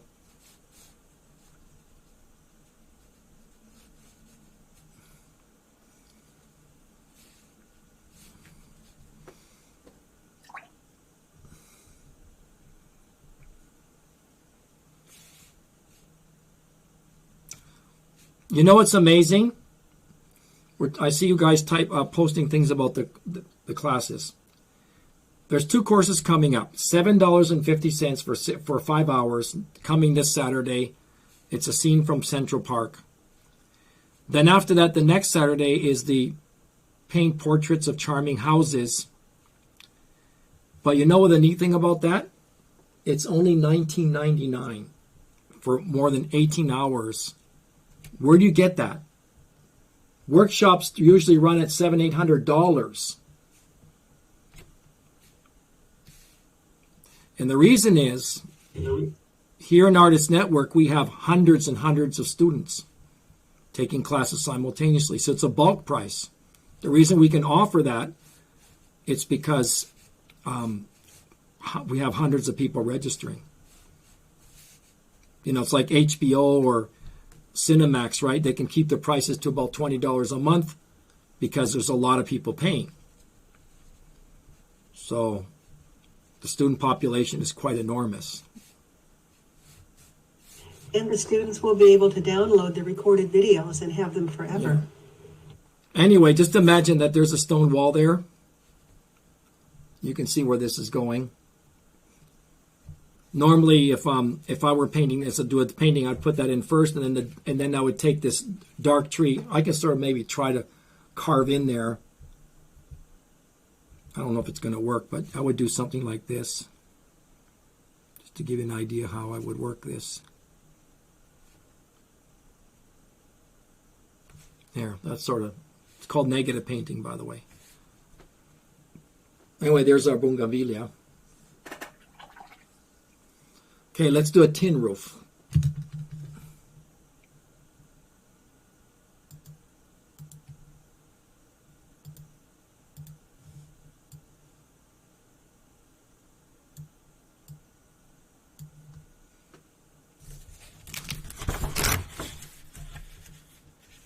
Those are neat. I love to do those. Okay.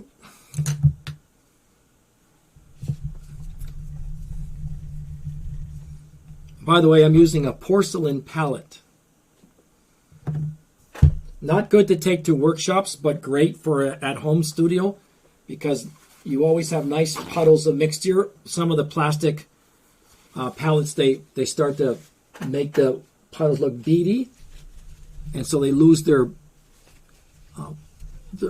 puddle look. Looks like raindrops, and it's very hard to work that way. You can hear it squeaky clean. Okay, so tin roof we go.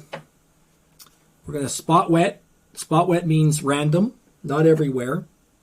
Let me zoom in for you guys.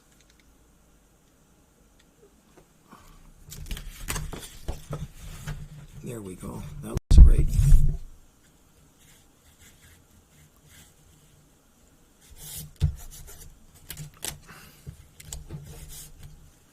Okay, we spot wet.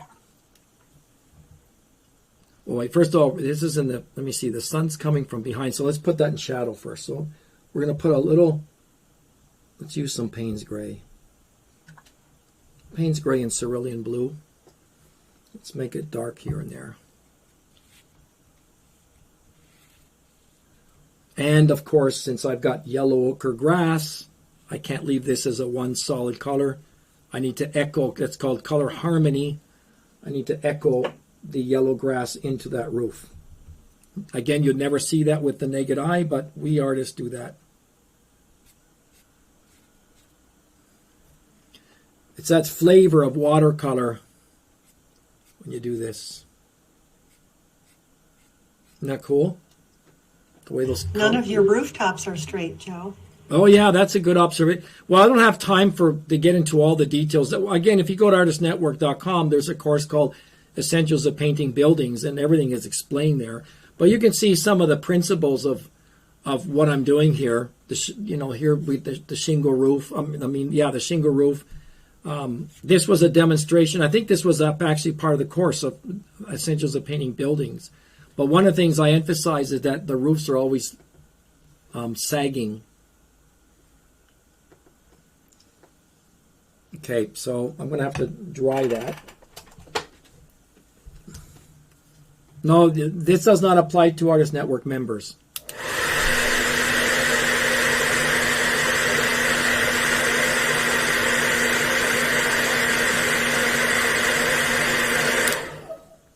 Okay, then we spot wet.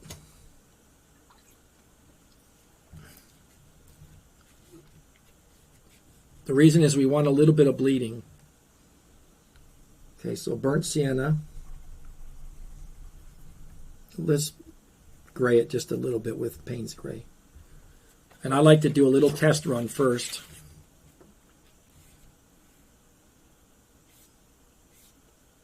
That's the idea right there. Okay, principle of contrasts is we do it heavier on one side and lighter on the other. So let's start here with the heaviness. Wait, I like to do it at the top.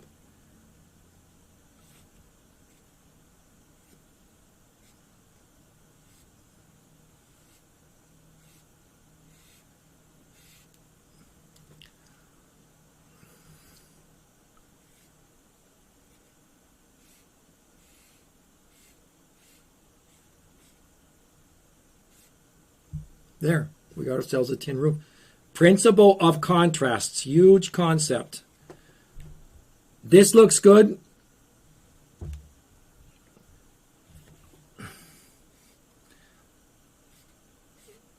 Okay, this looks good because we don't do it there. This looks good because we don't do it there. Principle of contrast. You're not going to read about that. You're not going to hear it. Sorry if I sound a little bit overconfident, but you're going to hear it in my courses and nowhere else. Called Principle of Contrasts. And it's a huge concept that does so many good things to your paintings. So again, I'll review that. The mistake that you can make when doing a tin roof is that you create that effect and you say, oh, I like that, and you do it all the way across. Then it becomes boring, right? So the principle of contrast is you do it in one spot. So you take half the roof and you say whatever you do on one half, don't do it on the other except to echo it, okay? So the principle of contrast is I get heavy on the rust here, but I don't get heavy here. This looks good because I don't have it there. This looks good because I don't have it here. That's the idea.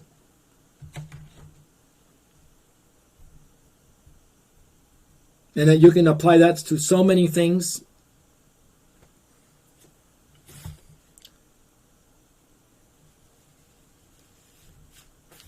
Okay, so we're going to have these tin sheets now.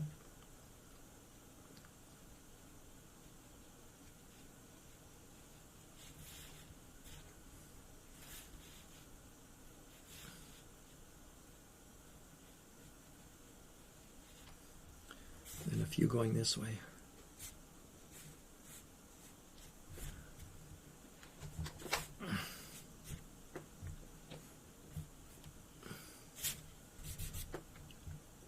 Then we can maybe open a...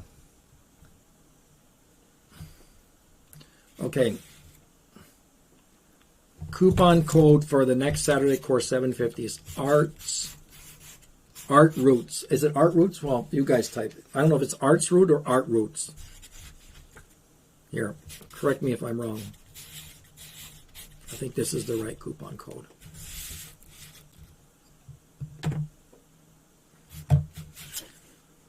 Okay, so I like to, part of this is broken off. We take a, oh, by the way, when you do something like that, 1/3, 2/3, right? The chimney is 1/3, 2/3. This chimney is 1/3, 2/3. So right about here would probably be the right spot to go and just break that wide open. Like there's a crack in there. That just adds more interest.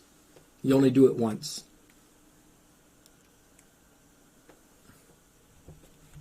Okay, so there's our tin roof. That easy.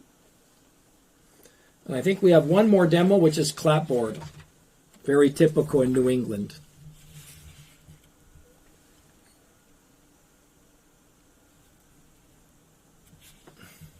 And then we're done.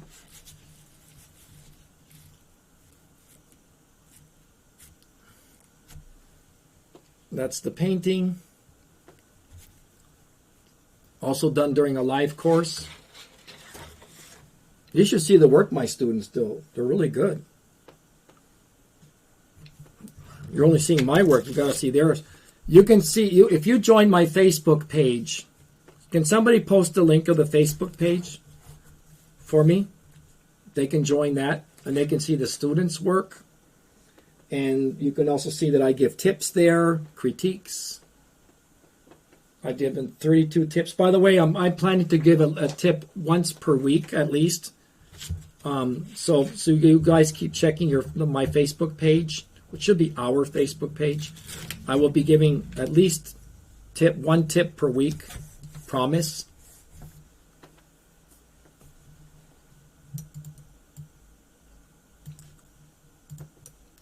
Or just give the direct link there, Carol. If you don't mind, type in the actual Facebook page.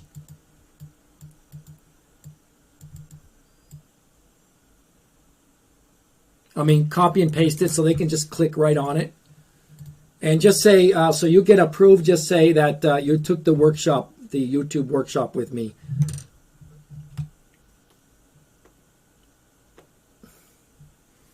Okay, Clapboard is quite similar to, first I have to darken it. Okay, first of all, the paper is very white. So we got to tint it a little bit. I won't have time to put all the windows on, but I know this is white, but we don't really make things look white.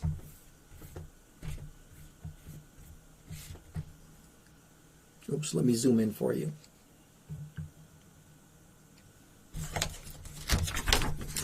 I got to change it.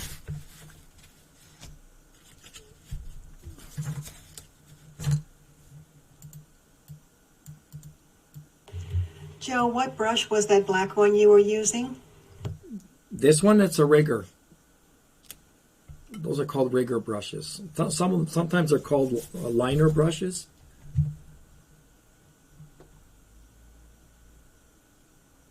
Clapboard.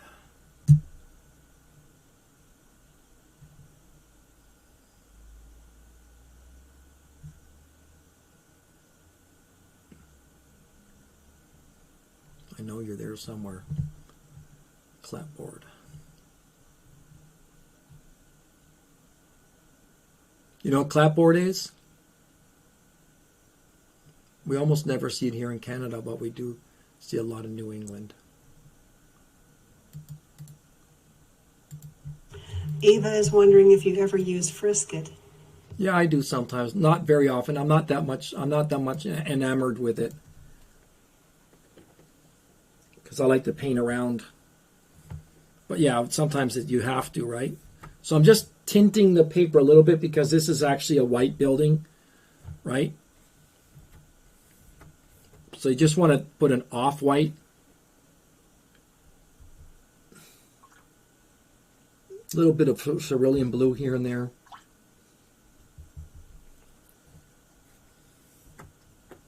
Just to make it look like it's weathered again. Because if you leave the white of your paper 100%, it really makes it look like the building is recently painted and doesn't really jive with the rest of the painting. Anna Hale said, thank you for the great instruction. This is my first class with you, but I will be there on Saturday. Thank you. By the way, tell your art buddies, too, to sign up. Tell them to watch this video. Email them the link to this YouTube video so they can watch it and they can get an idea what my classes are about.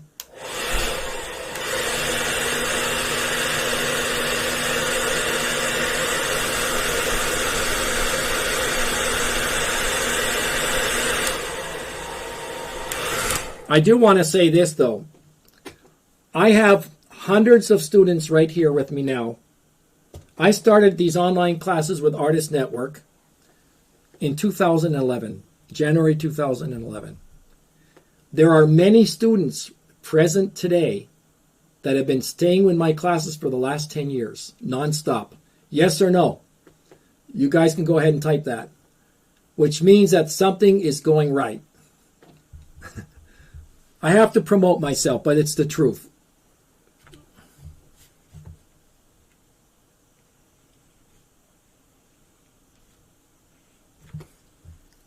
Okay, we always want to make our buildings look three-dimensional. Oh, it was only that one part, okay.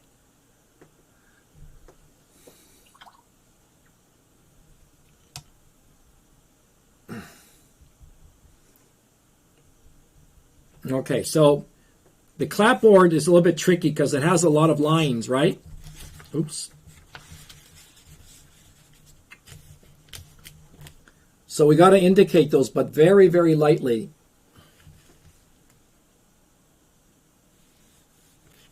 It's not like Barnwood.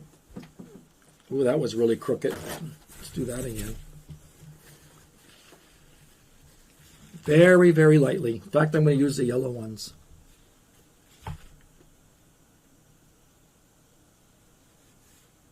So we're going to do what I call this an interrupted line.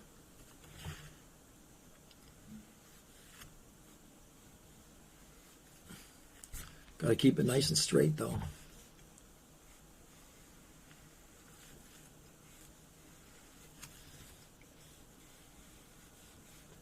Just barely noticeable.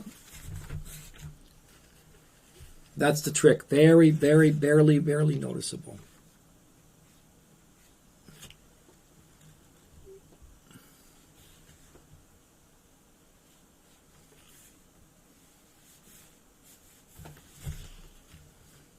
Those that are asking, if you can't attend the classes live, you do get to download the classes from Artist Network. There's two so you options. can watch them when you want to. There's two options. You can get the streaming video, which is posted right after I stop broadcasting, and it remains there for 14 days. And or you can download it permanently onto your hard drive 2 days or 3 days after the class. Because obviously not everybody can attend live. Okay, so basically, that's the way to do it. It's not that much of a big deal. And I'll put, see, the trick is just to and I'm using a warm yellow, by the way. I'm not using well, I could maybe use a little bit of blue. Yeah, I remember we used to give certificates. I've always thought that's a great idea, to give certificates to people that take certain workshops. They hang those proudly on their walls. And some people, they get commissions to paint, and they use that, and they say, well, I'm a trained artist. I've been taking classes at Artist Network, and they're the publishers of the magazines. I mean, it's good credentials. It means a lot. But some people even get jobs as art teachers because of that.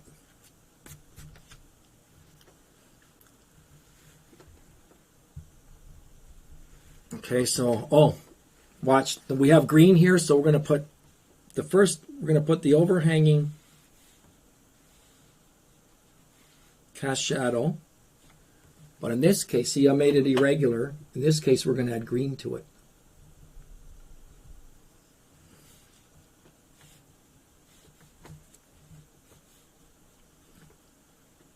And then we add a little bit of yellow to it. Make those shadows sing. Picking up from the grass. See how beautiful those shadows are? Well, I'll just put a few windows in just so it doesn't look completely abandoned, but we don't have time to put them all in. So just go.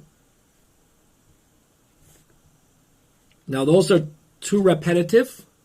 So the trick is, once you do that, you take a paper towel and then you wipe them. And that will look like it's reflections. Cool, right? Let's do it one more time. Got to do... If you blinked, you missed it. Do you know what size brush you were using on the bougainvillea with the brick house? I think it was this one, the number 6 round. Yeah, number 6 round. And by the way, these workshops, they suit all levels because, some people are not advanced enough to do the whole painting, but they can do the tree, or they can just do this one spot of foliage, right? So it suits all levels. And they say to me, well, I'm a beginner. What do you recommend? I said, well, only do the tree. Only do that one segment of the tree. Learn how to do the negative painting and the color variations in there.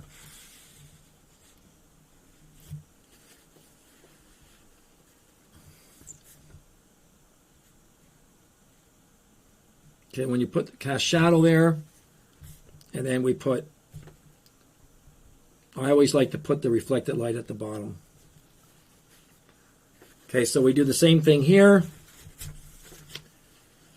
The trick is you don't want your house to look like it has measles, so don't make the windows too dark. I'll do one more, and then we're done for the day. Aw, I want to go on. I love to be with you guys. See, here's the problem with this. That becomes a rectangle, and that becomes an eyesore. There's two options. Either you can do what I just did, or you can actually have part of this bleed by adding water to it. So the two portions of that window bleed a little bit, and so at least you have soft versus hard edges. Still, it's going to bother. The other possibility, of course, would be just to overhang, cast shadow. On purpose, you interrupt that rectangle.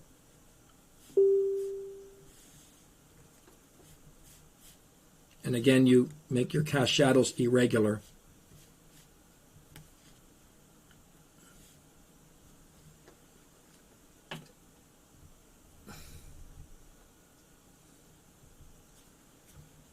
Hit it with the surrounding colors. We got bougainvilleas there, so we add that. Just let it bleed right in there. And then I can put my rectangular window in there because I have something that's interrupting it.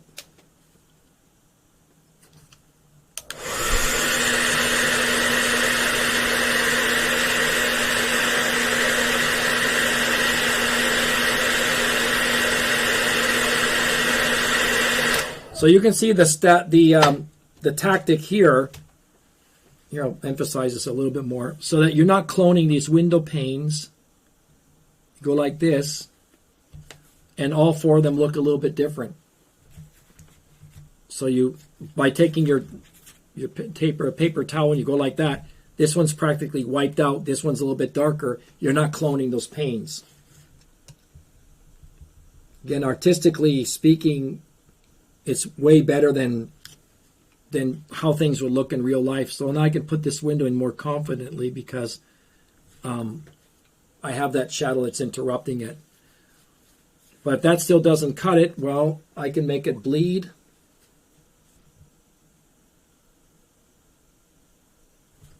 Etc.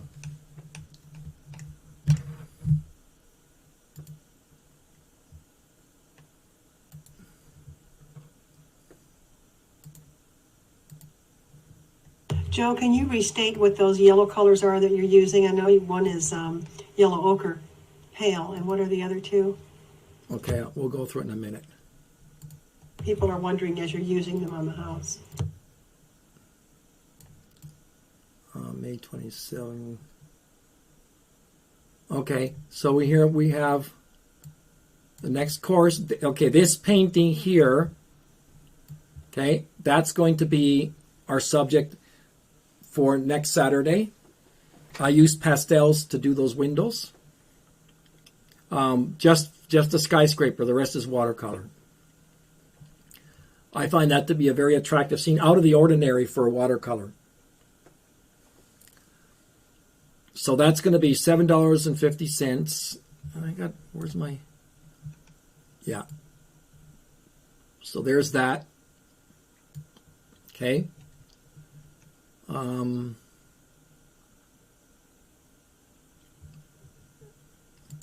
You got, oh, actually, let me correct this. Okay, previously here. Let me do this in a different way.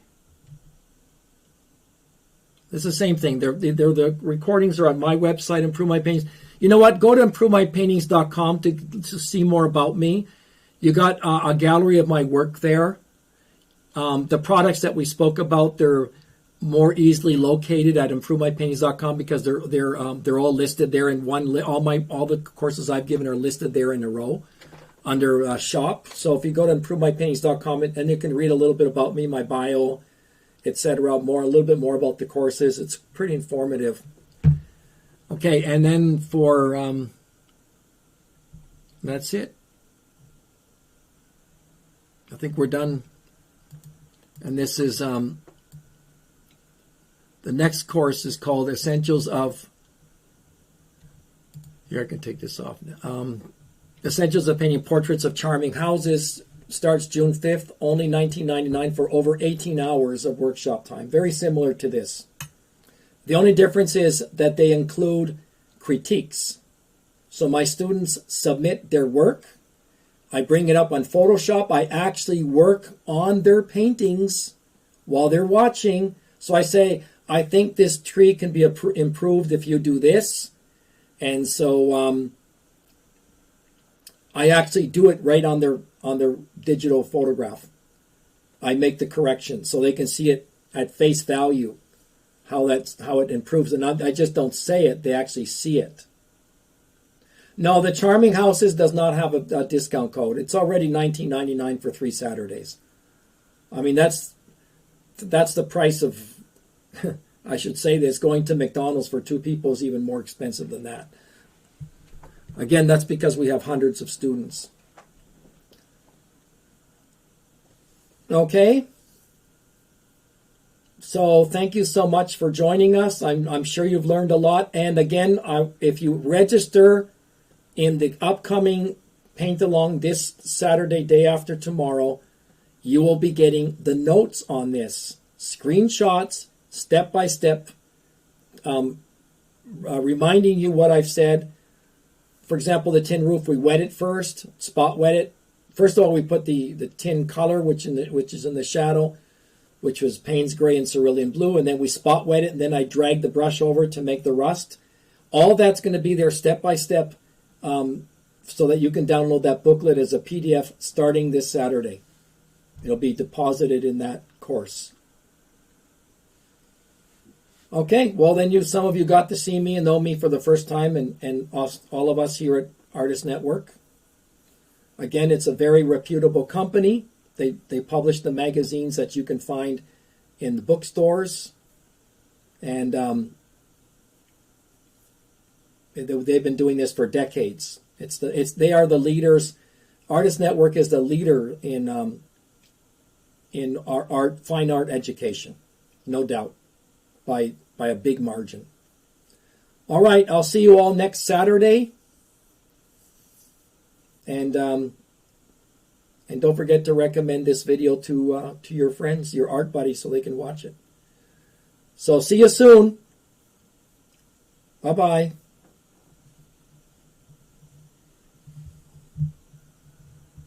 Bye, Joe. Thank you, Carol. Thank you, Cindy, for the definitions. And thank you, Scott, for posting all the links. You're welcome.